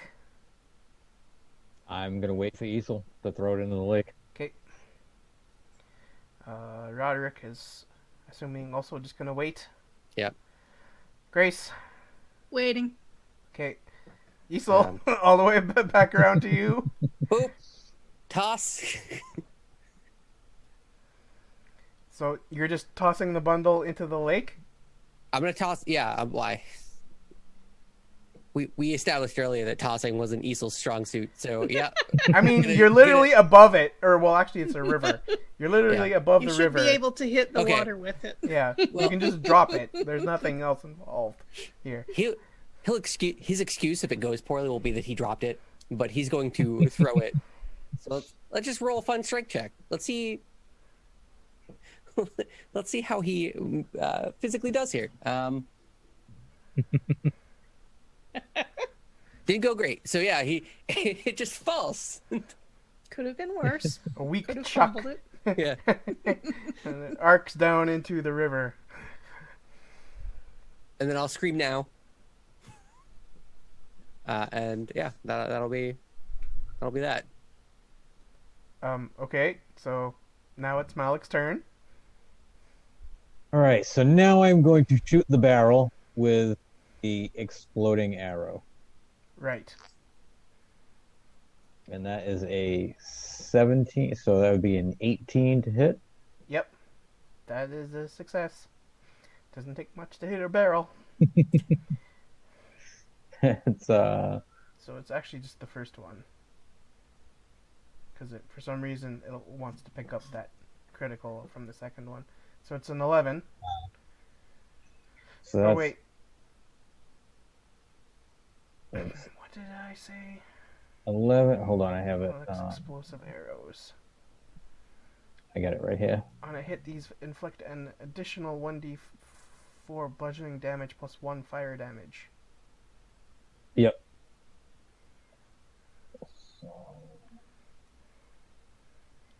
So that'd be 11 plus a d4 plus 1 fire damage. On the barrel. D4, D1, so 12 on the barrel. So it's, I guess 13 on the barrel because of the 1 fire damage. So your exploding arrow slams into the barrel, causing it to ignite, causing fire damage, and then it like lights up that entire line of the tar. Nice. I thought it came back and damaged you. I thought you created a recursive trap, and that was it. We died to ourselves. Okay. Anything else? Did it affect him at all?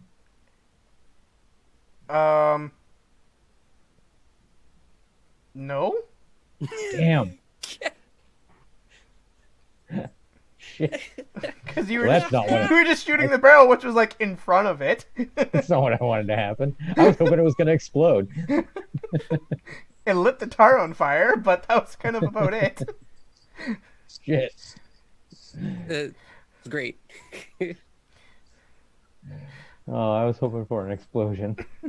Oh well. Technically, the barrel did explode. Well, actually, no. You know what? I completely forgot. I'm a higher level now. I have another shot. All right, I'll take a shot at him then. Okay.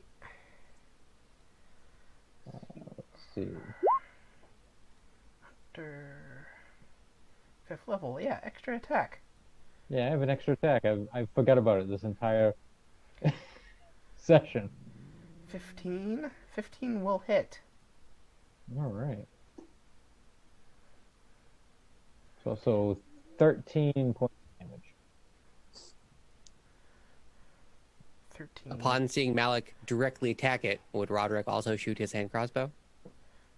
Yes. Okay. Great. Yeah, so if, Roderick and Grace are both have readied Jeez. actions, they could all trigger now. Yeah, so that'll be another... Whoops. Did I?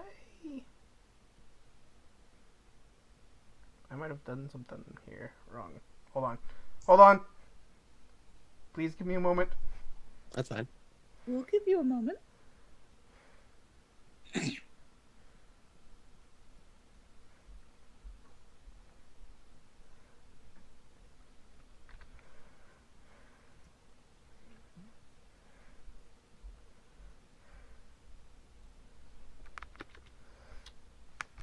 I accidentally applied the damage to Malik instead of the Ankeg. So I had to revert it and apply it to the right thing. There we go. Alright. There's that. And then the Ankeg takes more damage from Roderick. That was another 7. Okay. And Grace, are you also triggering your readied action? I am. It's not letting me click on that for some reason. Let's see. It's just clicking in it like it's a text box instead of shooting it.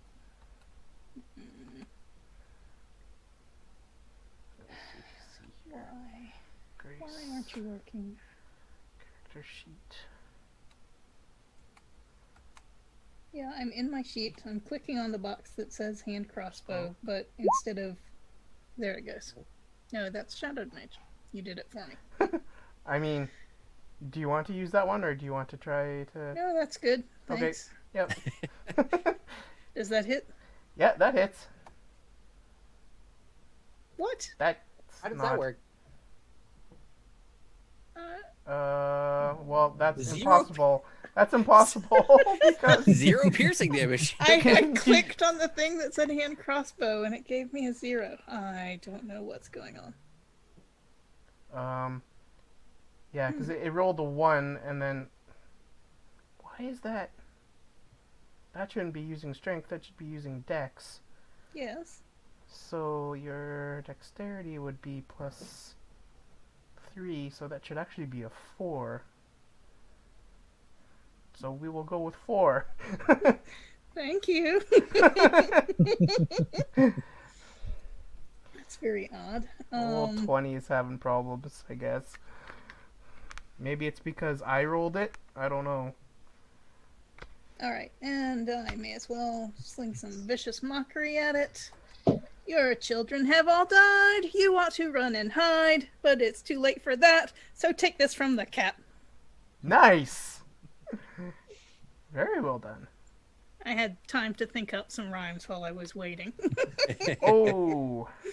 Critical failure on its save. So, we will say that that is actually a 4, not a 3. Woohoo! Nice.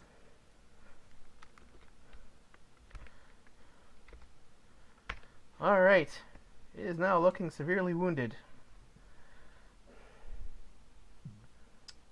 So that was all triggered stuff, which now brings us to its turn.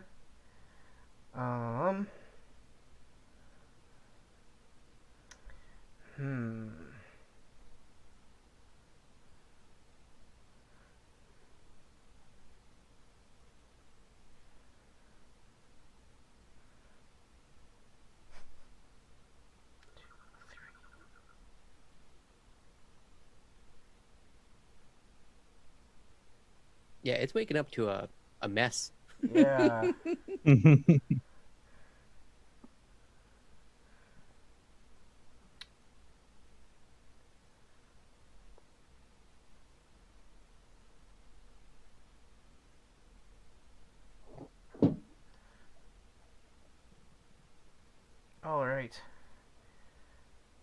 So, it is going to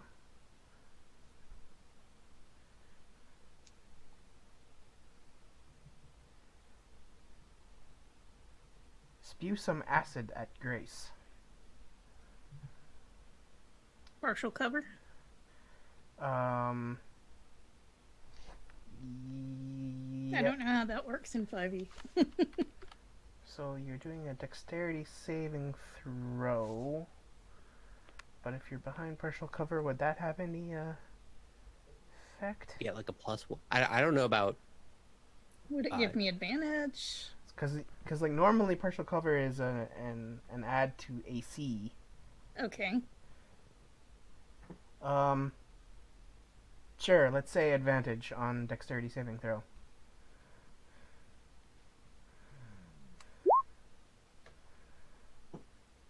$13. Which is exactly enough to only take half damage. Awesome. Nice. So that will be half of 8 is 4 Okay. acid damage. All right.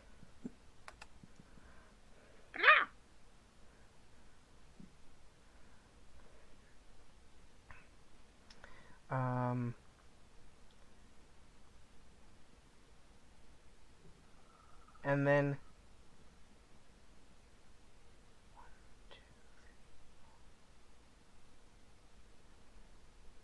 it runs away over here.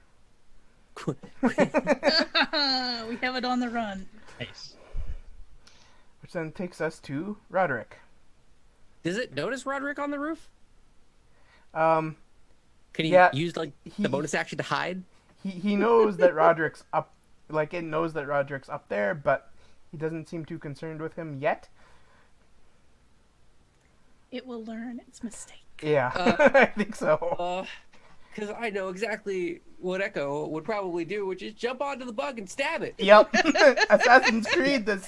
Yay!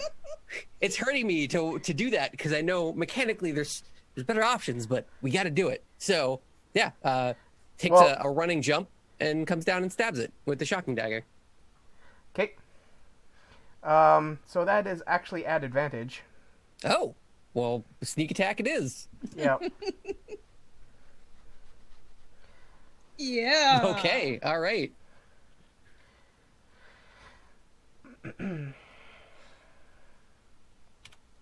Yep. So that'll be 9 piercing plus 1 lightning plus sneak attack damage. So Well, just 21. 21. Nice. It had 20 hit points left, so it's dead. Yeah. Roderick like stabs it right through like the top of like its carapace on its head and like drives his dagger right down into its brain, and the crackle of the lightning from it kind of passes through its body and it slumps over. He kind of like does like the Legolas riding the trunk of the thing down. I really like the mental image. Easel's turned around, throwing something into the river. Grace can't really see exactly what's going on, and neither can Malik. So, just got the coolest kill of his life, and no one's paying attention.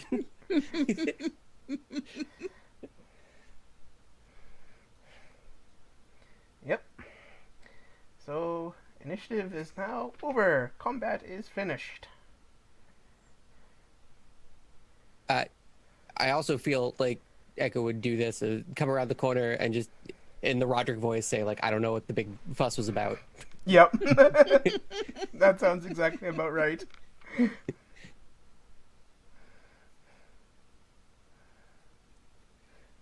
I'll look back, thinking that the giant Ankheg was going to, like, fly into the river and just be like, oh, it's dead. Oh, I'll start flying back down right as my flight is wearing off. I guess we'll never know how they would have survived in water, but that's okay. They're dead just the same. Well, I can say that plan worked very well. Yeah, really went off without a hitch. Look at that just line of tar, the barrel on fire.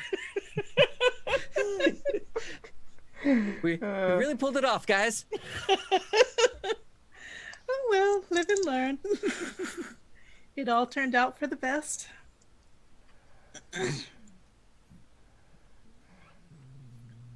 So does Isel happen to mention these creepy doll things to the rest of us?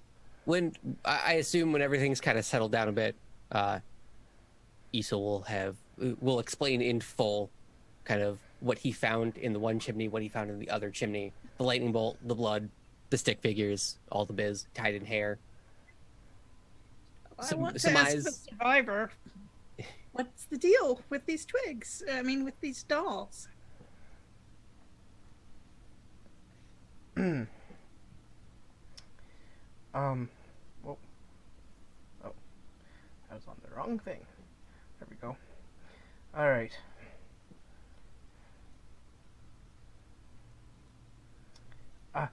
I have no idea. I've never seen them before. But I must thank you for having dealt with those monsters. They killed my whole crew. Can I insight check on the never seen it before? Yeah, me too. Go ahead.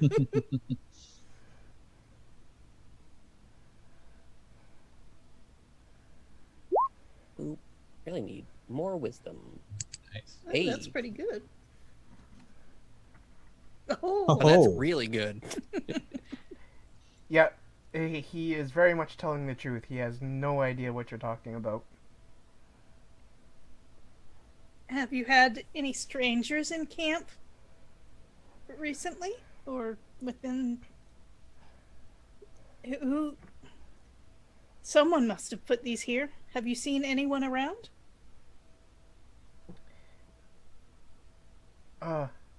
Well, we did have seemingly someone kind of be skulking around near the camp, maybe about a week or so before we got attacked by these monsters. We didn't really manage to find out who it was. Like, they were maybe skulking around one night and then just gone.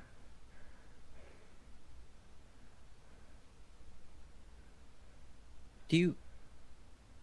This is a logging operation. Does this business have any enemies or competing businesses or anything in the area that wouldn't want you here? These are powerful talismans that seem to summon those horrible bug things. So, Well, I think some of the part of Neverwinter Wood that we had been going into to, fell trees and make our lumber and whatnot might have been encroaching on the territory of someone who might not have liked it. I don't really know much more, though. you know the area, Malik. What is there any notable woods that you should avoid around here? Yeah, all of them. Fair enough. Woods are icky and gross. Look, it's hard to tell because there's a lot of sacred places, especially to the elves in Neverwinter Wood. Yeah, there might be an area around here that the elves that live here would not take kindly to strange. Would they leave dolls to summon monsters, though? That somehow does not seem like elvish behavior to me. That it doesn't seem like something they would do. No. So, okay, hold on. Let's just pause here for a moment. So, Isel, you did tell them about the lightning bolt marks on them, right? Yeah, I mentioned the lightning bolt marks. Okay. I didn't. Issa wouldn't have brought up the cult of Telos and all that biz yet, though. Okay. All right. So you did mention the lightning bolts, but you didn't mention that you think that it might be related to Talos? But I mean, Isel's just connecting dots at that point, so he wouldn't, unless he had verified information or he himself knew it was connected. He wouldn't try because he'd look dumb if it wasn't true. I mean, Malik, you can give me a religion or history check at advantage. Just like you should know something about this, I would think. They're both the same. Let's go with history. All right. Yeah. So you're definitely able to like piece this information together into thinking that there are this cult, these anchorites of Talos who would have some kind of territory within Neverwinter Wood that they may have intruded upon. I'll relay that to everybody else. Okay. You see Isel bite his lip and look down, and it's not out of worry. He was mad that he wasn't right first. So,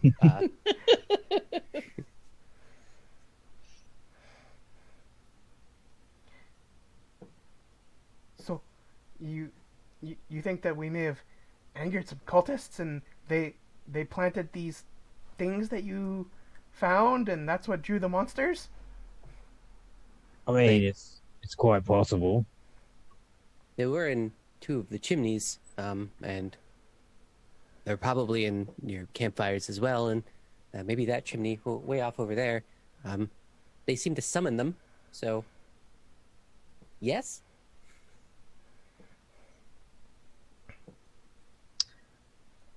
Would I know any place where these cultists might stay? Like if they have a camp or if they have a area that's like near here? Wasn't this related to the ruins that we didn't go to? Yep, I'm just double checking here.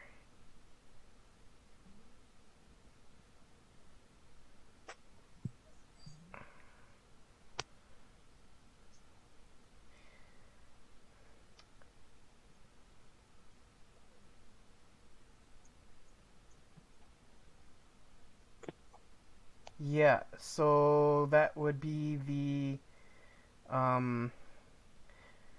related to that quest that the other adventuring party took. That the Woodland Manse, where there's the I believe Malik was no, who it was Esau that was reading it in that book in the cellar Yes, that was me. about the half elf wizard who found the ancient elven ruins, and then And I was pushing to go there for books, and then we decided to come here instead. yeah, Hmm. but So- it was that the cult of Talos took over those ruins. So yes, Malik, you would know about that.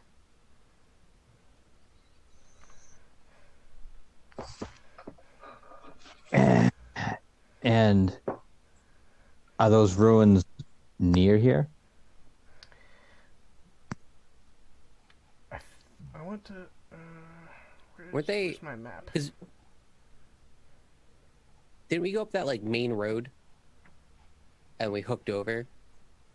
Weren't the ruins like all the way on like the far right top Yeah, I thought- side? I want to say they were to the northeast. Yeah, so you'd come Okay. up kind of partway northeast along the Tribor Trail, then cut through the woods to get directly to that's the right. loggers' camp. And so then kind of east of the loggers' camp a ways, let's see, that's one... well, there's Falcon's Hunting Lodge, and then beyond east of Falcon's Hunting Lodge is where the Woodland Manse is. But it may very well be that these anchorites of Talos kind of consider this whole area to be their territory, as it were, even if it's really not. Yeah, I wouldn't really put it past them, to be honest with you. Like I said, all of Neverwinter Wood is kind of sacred ground. some of the elves believe that there's an area in these woods that's sort of a direct link to the Fae. And, it's, what with elves in our Fae ancestry, it's kind of important.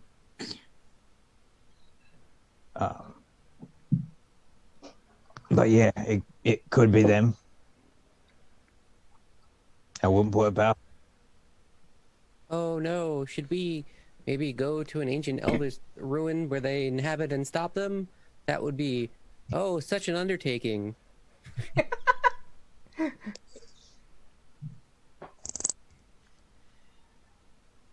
Something tells me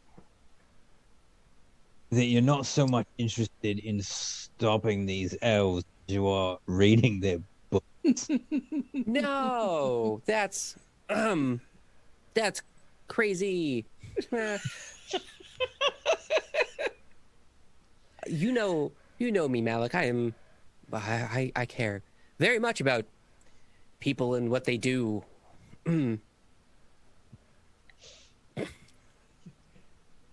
you, you said you care very much about, and then you pause like you forgot the word people. It was Esau.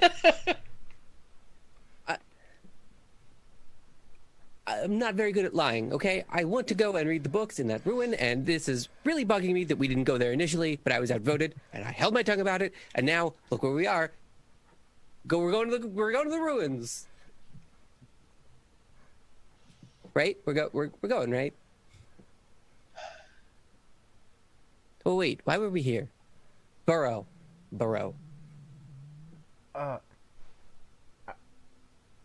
Yeah. Why are you here? We stopped here on the way to the burrow. What? I remember now. Did my brother send you? Yeah, actually, he did. Yeah, he wanted us to check up. Wait, who are you? We haven't met. We're a wonderful adventuring party. I'm Tybor Wester. My brother is Harbin Wester, Townmaster of Phandalin. You know, the coward. How convenient that you were the one that survived. Wonderful news. I bet he would pay us extra.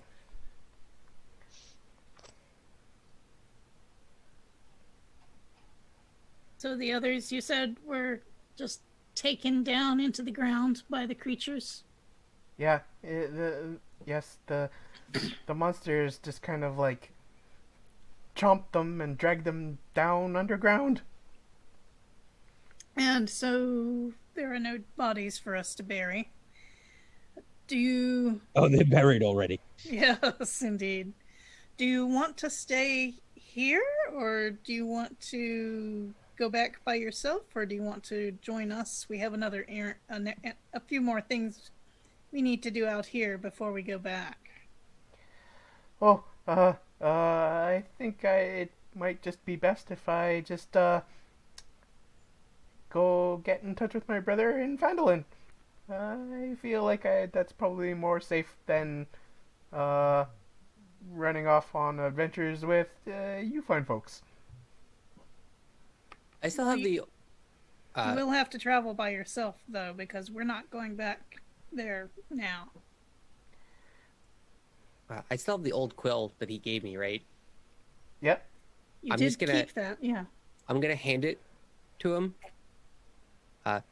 Give your brother our warmest regards. He'll know that we at least had some hand in saving you. Here you go. Well, actually, do you have something from him that, like, if you need some kind of proof that you rescued me, I can sign something for you? Oh, you're not going back there. You're going... Well, I mean, if I show up, he may not necessarily know that it was you who rescued me. I'll look at the quill that I just handed him. I'll look him dead in the eyes. He'll know it's me. Okay. Say, did you folks bring anything with you when you came here, or were you just coming to check up? I have a book. Is that... I mean, like, did you bring supplies? Why would we... Did we? You did bring supplies. Why are we here again? Yeah.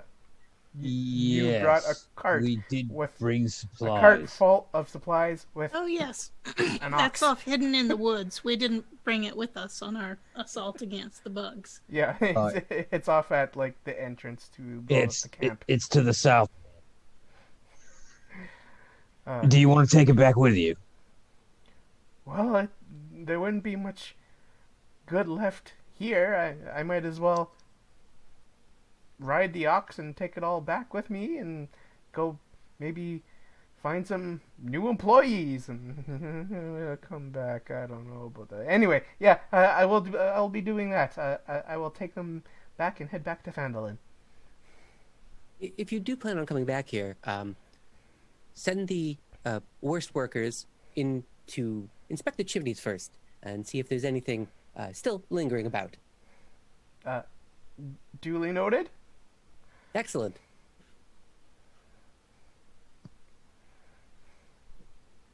And then he just kind of like hangs for a moment, just kind of looking back and forth between all of you, and then like basically like bolts down over to the path and like down over and goes off to find the ox in the cart. Diesel is watching him to make sure that no other Ankhegs are popping up as he's running away. I'll go shadow him just to make sure that he makes it to the cart, at least. He does make it to the cart. Seeing him safely move, Isol will start calmly walking down. Hey, Ethel. Yes? Oh, over there, there's a couple more chimneys. You want to go check them out and see? I am good. All right, then. You want to check out a chimney yourself? I did a lot of chimney, and I'll just wiggle my fingers that are just covered in soot. I did a lot of chimney research today. Maybe you could give a chimney a shot or two. All right, then. And I'm going to mosey on over here. I will very skeptically watch from the path. And I would like to check this chimney to see if there's anything in it. Okay. This fire pit and chimney looks particularly bare. There's not even much ash left there to even really hide anything in. All right, then I'll start walking back. There wasn't one there. There's probably not one here, so. Oh, it's all good. There was nothing there. I think we got them all. Well, there were 3 packs of the big bug creatures, so I'd assume there'd be 3, and I only found 2, so there's one somewhere around here, but I mean, we're done. Oh, we killed some. More don't seem to be coming back up, and I'll stomp on the ground because Easel's kind of an idiot in the moment. So, well, job's done. I'll start walking again. I could do with a short rest before we go anywhere else. Okay. Probably sounds like a good plan. Yeah, same here. Sure, we can make a fire right over there by those tents and those dead bugs. Not here. Not here. I don't want to be here anymore. I mean, you have a perfectly good building back over here. Well, that's true, yeah. Can't stress enough. Only found 2 of the talismans. There might be a 3rd. Well, you found the one in the house, and you got rid of that, so, you know. That snake must be about a mile away by now, so... Right. But there's might be another... If you don't want to wait here, I'm perfectly happy going and setting a little campfire on the trail, but... There's a perfectly good cult-ridden forest directly in front of us. I just don't see why we're not taking advantage of it.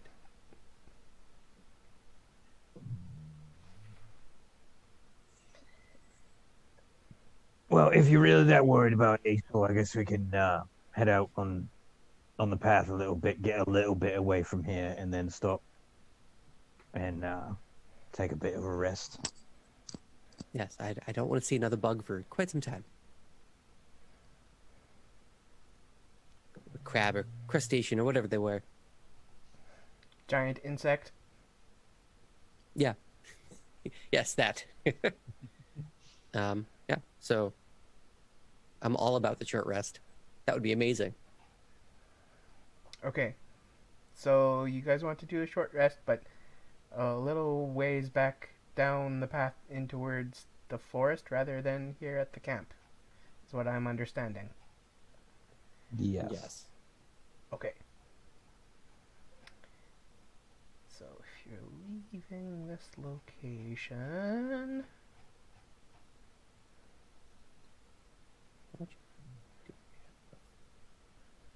Okay.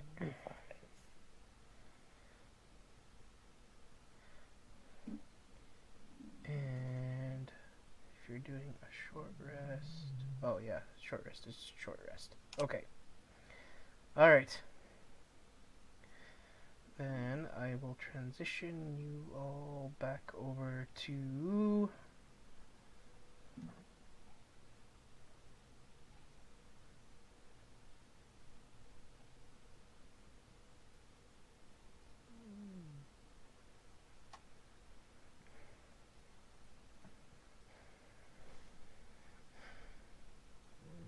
this map. Boom.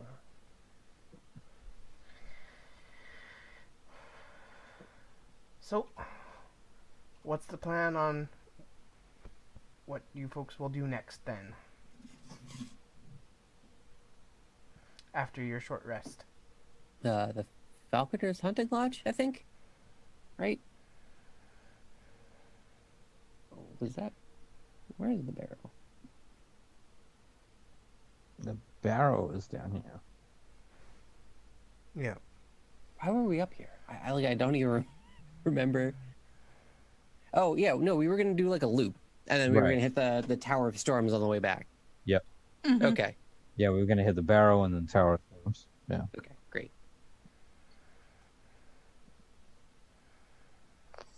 Now it is quite a ways away from here, Esau, but we could go east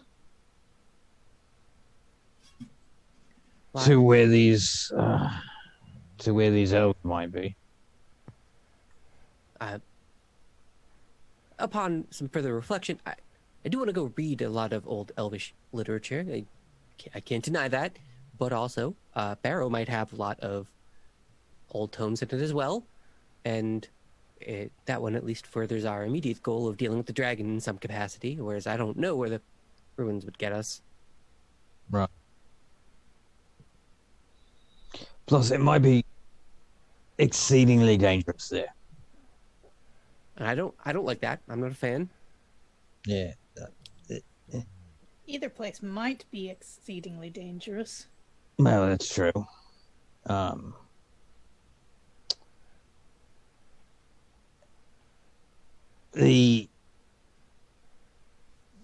guessing that these cultists are not going to take kindly to outsiders. And I don't know how many of them are there, but I'm guessing it's quite a few. Whereas the barrow, I have no idea what's there. I'd also imagine that the cultists in some way are at least distracted by all of the recent orchestra attacks. I mean, we were just at Butterskull Ranch, which is somewhere in that vague area, and the orcs being chased down from the mountains probably found an old elvish ruin to be quite to their liking. So here's hoping that when we go there, it's just a desecrated warfield of death and dismay, and we can just waltz in and read some books and waltz out. Well, that's possible. That would work out fortuitously for us, but we certainly can't count on it. That is the power of positive thinking there, Esau. Yeah, so I would just like to chime in with a fact here that Malik would probably know, being, a native of this region. The cultists of Talos are usually half orcs or humans. So, Ah. Oh, really? yes. So they might become allies with the orcs that were chased here. Making them even more dangerous. Yeah, after explaining Making the numbers even higher. Yes. the best case scenario for Esau, he looks at this newfound information and just goes, "Oh, Well, and then sits down and starts reading.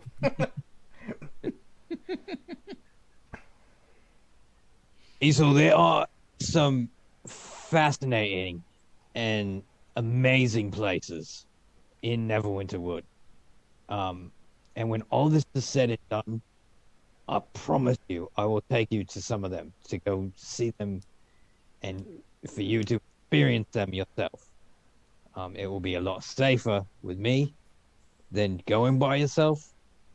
We might not hit the woodland manse. There are other areas that are quite interesting here. But for now, I think maybe we should just head to the barrow. I'm all about the barrow. I just wanted to read some really old books. But here's hoping, I guess. Well, I mean, the barrow might have some books in it. Trashy romances, no doubt.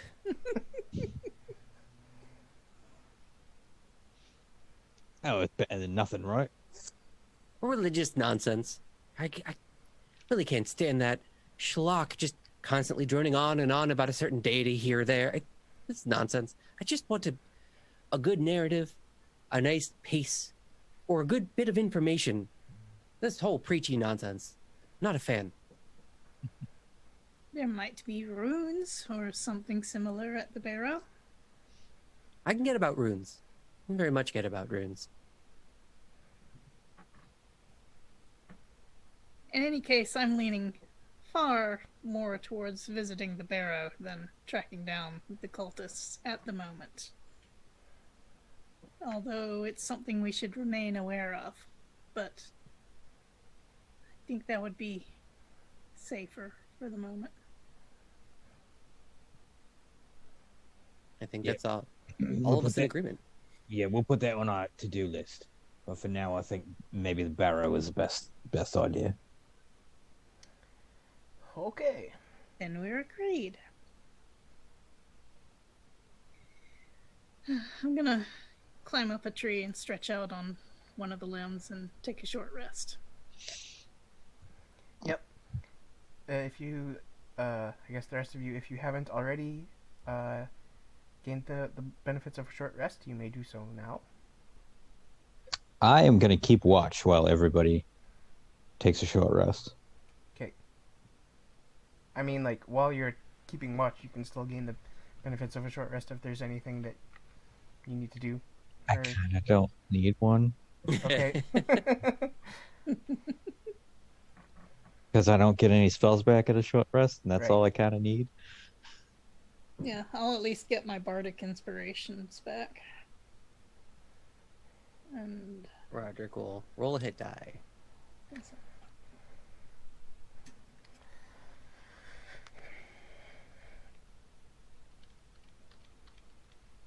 Oop. It's just enough to heal the full. Great. I'm only down 4, so I think I'll just rest.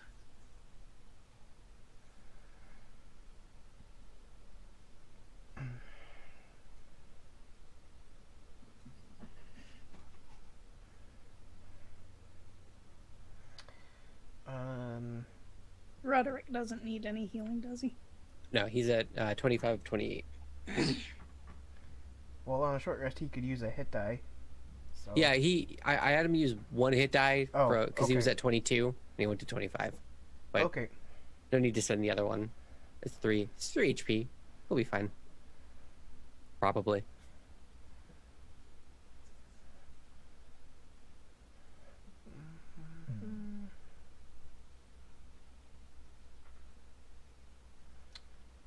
So I'm just looking here for distance to the barrow and travel time.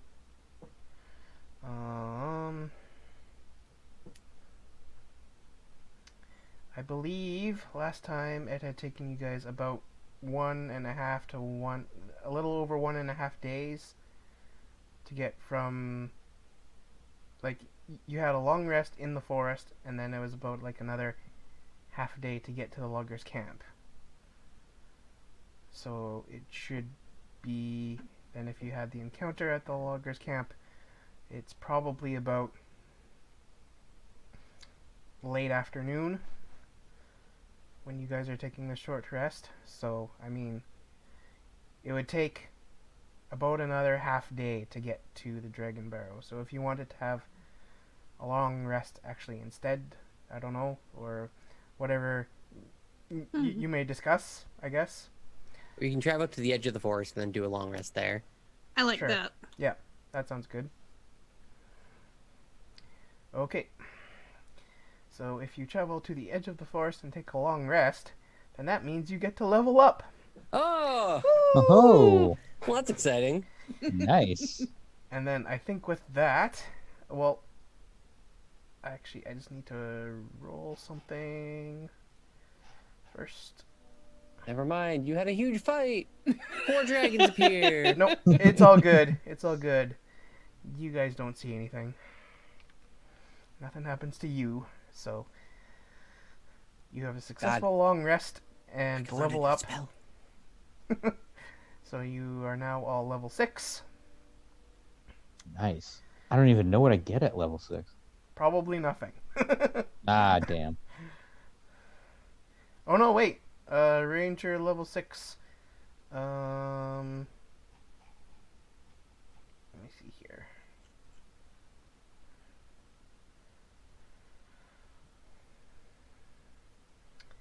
Favored enemy and natural explorer improvements. That doesn't apply anymore. No, I don't think it doesn't. No, not with the other stuff that I took. Yeah. 'Cause it's favorite enemy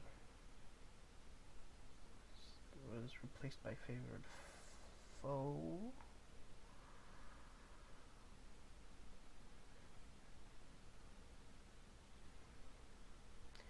And Deft Explorer replaces.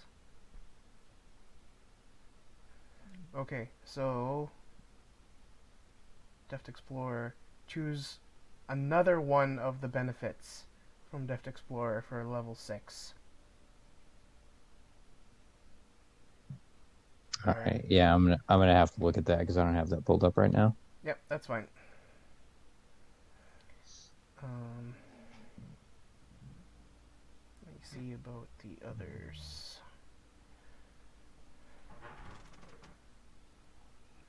Rogue level 6 gets expertise.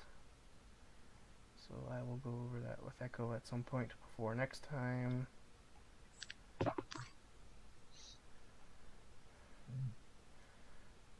Warlock level 6.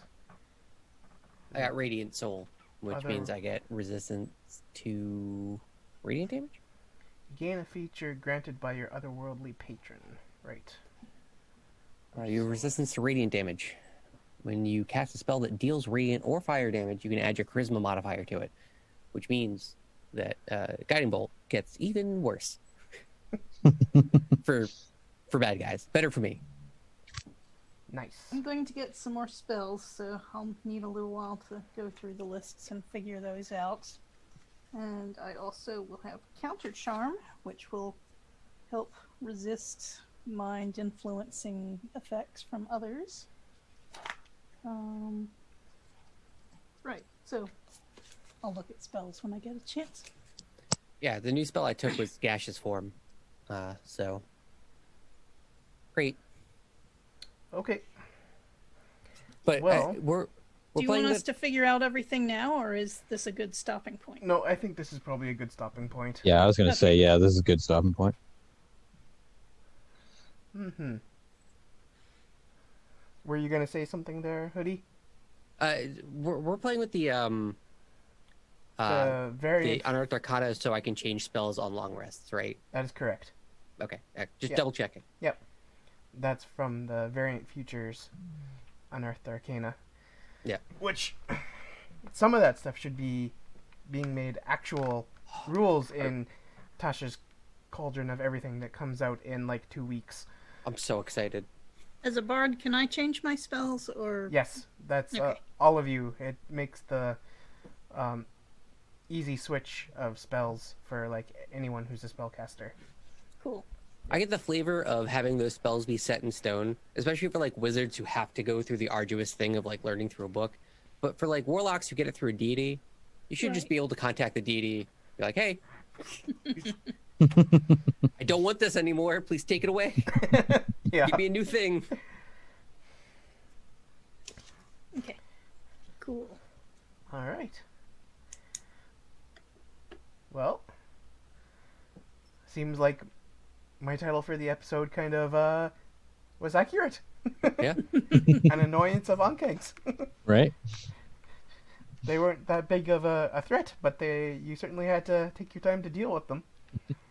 Yeah, I mean, maybe we did over prepare. It's just it seemed like last session they came at us fast and hard, and some of us took some significant damage, and a lot of us used a lot of our spells already. So Mm-hmm. I was worried what we were going to be facing. Well, Isel made a good decision there with making the snakes swallow the one bundle of Oh, that was such dolls a... that he found, and it drew 2 Ankhegs away. So, I was like, what do I have that can do this besides Hemingway, who I use frequently? And I was like, I am wearing a coat full of things that can run away from me. Oh my god. Would those have pinged if I had used the Crown of Greed? yes, they are magical. Oh, okay. Yeah, because the Crown of Greed will detect any magical item, and they would count as a magical item, even though it's more cursed item. Right. Really cannot wait to get the next invocation upgrade so I can just cast Detect Magic at will and just have that permanently on. Yeah. As a little bit of behind the scenes, if you had actually destroyed those sets of dolls, like set them on fire or just like rip them apart or whatever, the Ankhegs would have just left. My thought process as a person who has no experiences with curses in D&D and has no clue mechanically what could happen, I was like, if I mess with it, the curse goes to me personally. So Right. You just never know. It's like, someone who doesn't know better might burn poison ivy to get rid of it, and Yeah. that would just put toxins in the air. So, analogously, burning a cursed item may not be the best idea. yeah, just have a snake swallow it and get it out of there. Just like what I do with poison ivy every time. I don't know what that bush If looks only. like. Have a snake swallow it, get it out of here. That would be great. Seems legit. Yeah, Need to very real breed world some- solution. Yes. So, Trish, how did you feel about how tonight went? Do you have anything to plug? Anything upcoming? I feel good about tonight. We still need to work on our teamwork and communication skills. But- When you guys were like doing the whole thing about like trying to communicate in hand signs across the I thought that was great. I think that's just perfect character building. I love that Isel, being as smart as he is, just can't function Yeah, realistically. right. Or remember plans, or focus and not get distracted. But Had it not- it was great fun playing not been off for the each curse other bundle. when we were doing that. Mhm. Oh yeah, I find it perfectly on brand. Let's see. As to what I've been up to since our last session, I've had 2 more podcasts come out on SFF Audio. One of them was a discussion of Hawks of Outremer by Robert E. Howard, and that is not one of the Conan stories. It's it's the story of a crusader on a revenge quest. And the other one was An Exchange of Souls by Barry Payne, a 1911 weird tale where the guy learns how to transfer consciousnesses between people, and it doesn't go well actually. Um, and that was a fun discussion. But the big thing I've been doing in podcasting is I said yes to launching a new podcast on the Incomparable Network called SG Fun, and we are taking a nostalgic yet critical look back at the Stargate SG-1 TV program, a rewatch and discussion. And it's you may ask why this show now when it's been around for 20 years and it's there are a lot of really great shows out now, but we wanted to take a look at some. It's kind of comfort viewing, even though looking back at it now with a 2020 eyes, there are some somewhat problematic elements, but it's a fun show with a lot of camaraderie, teamwork and fun characters to watch. And so we are doing this, and I'll drop some links in the chat. And that's about what I've been up to. Okay, well, thank you. Is that out now, or is that coming out? The first episode has dropped, and it's hosted by the Incomparable Network, but I'll drop a link to the first podcast episode momentarily. Okay, cool. So then we'll go on up to Hoodie. Do you have any closing thoughts? I like solving solutions. I like solving problems in a way that the DM doesn't see coming. Oh, no shit. I was very excited. Very creative thinking. I was very excited to do the snake bit. That's great. Yeah, it's had a fun time. I was so worried about the rest of the fight, and I thought at any point, it's always with creatures that you can't see. You think that there's a million of them. So I was like, this isn't it. I gotta get rid of all of these. And then Roderick killed the big one, and it was just kind of over. And I was like, oh, okay. It was like all this work I was putting in this Cecil just, I like that the team was kind of going two different directions. It's like, kill it. And Esel had his own plan that he wasn't communicating with anyone. He was like, no, I know better. I'm going to do this. And then it just didn't matter. And I enjoy that very much about... I like playing Esel with that one-track mind of he thinks he's doing something good. He's not. He's always misguided in some capacity. I like Esel as a character. He's very fun to explore and play as. As for what I'm doing, streaming video games occasionally. Get back in it. It's just started Hades, so I hope to stream that more often. Yep. Yeah, that's it for me. Do you have any guesses on when your next stream will be? Hopefully Thursday. I no longer have food poisoning. I have a game that I'm curious and interested in playing. Mm-hmm. So tomorrow. All right. Well, trying to avoid all of this news cycle as much as humanly possible. Yeah, I hear that. Well, I hope to see you streaming tomorrow night then. Yeah, me too. And so we'll go on up to Rock God. Do you have any other further closing thoughts or anything? News cycle? No. Is there something going on in the world? There isn't. It's crazy how calm and relaxed. I haven't heard anything. Yeah, no, I liked it. I had fun. I always like the fighting episodes. I was very taken off. My whole plan changed for what I was gonna do when Diesel decided to charm the two thing. I was like, well, all right, well, now what? Mm-hmm. But hey, that's what I like about having a whole crew of chaotic characters. It's like you never know what's gonna happen. Everyone had their own plan. They were just going for it. It's great. Right, yeah. Right. Which again is on brand for us. Just think of how much more chaotic it could have gone if Echo had been here. Oh my god, yeah. When I cast Hypnotic Pattern, I was like, I know Echo would have gone up and stabbed one of them, but I have control, so I'm not going to do that.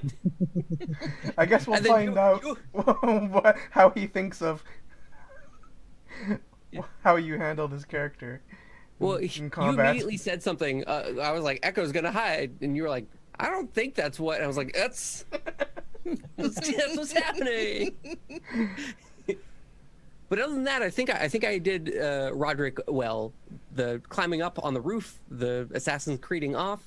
Yep. Seems very on brand. Yeah, it does. Oh yeah. Yeah. All right. I hope he well, enjoys the character progression. so I guess next time you guys will go see what the Dragon Barrow is all about.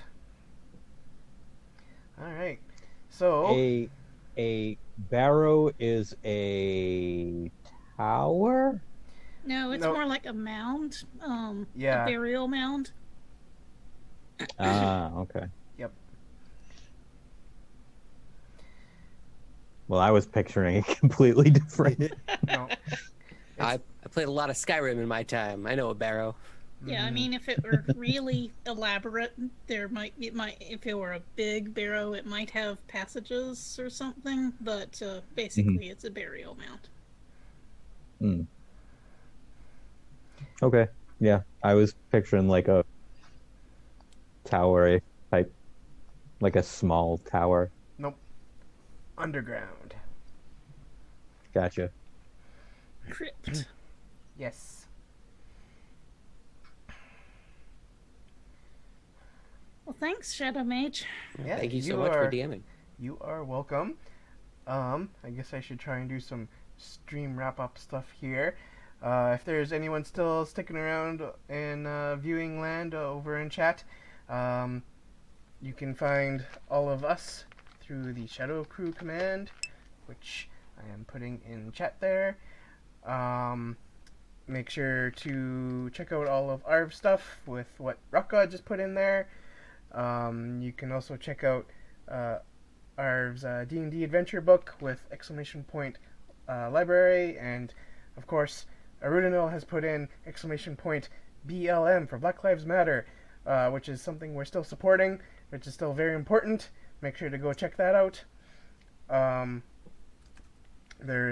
So exclamation point Icarus for Arv's graphic novels, exclamation point library for Arv's D&D 5e adventure with a bunch of contributing guest authors and stuff in that. And other than that, I think we have been... Oh yes, and the Greyshade KS. Let me think here. I think that's about it. I think we got all of them, yeah. Yeah, so we have been the Shadow Crew for Community D&D. I'll put in a raid in just a moment, so stick around for that. Other than that, good Thanks night. for watching, everybody. Thanks for watching.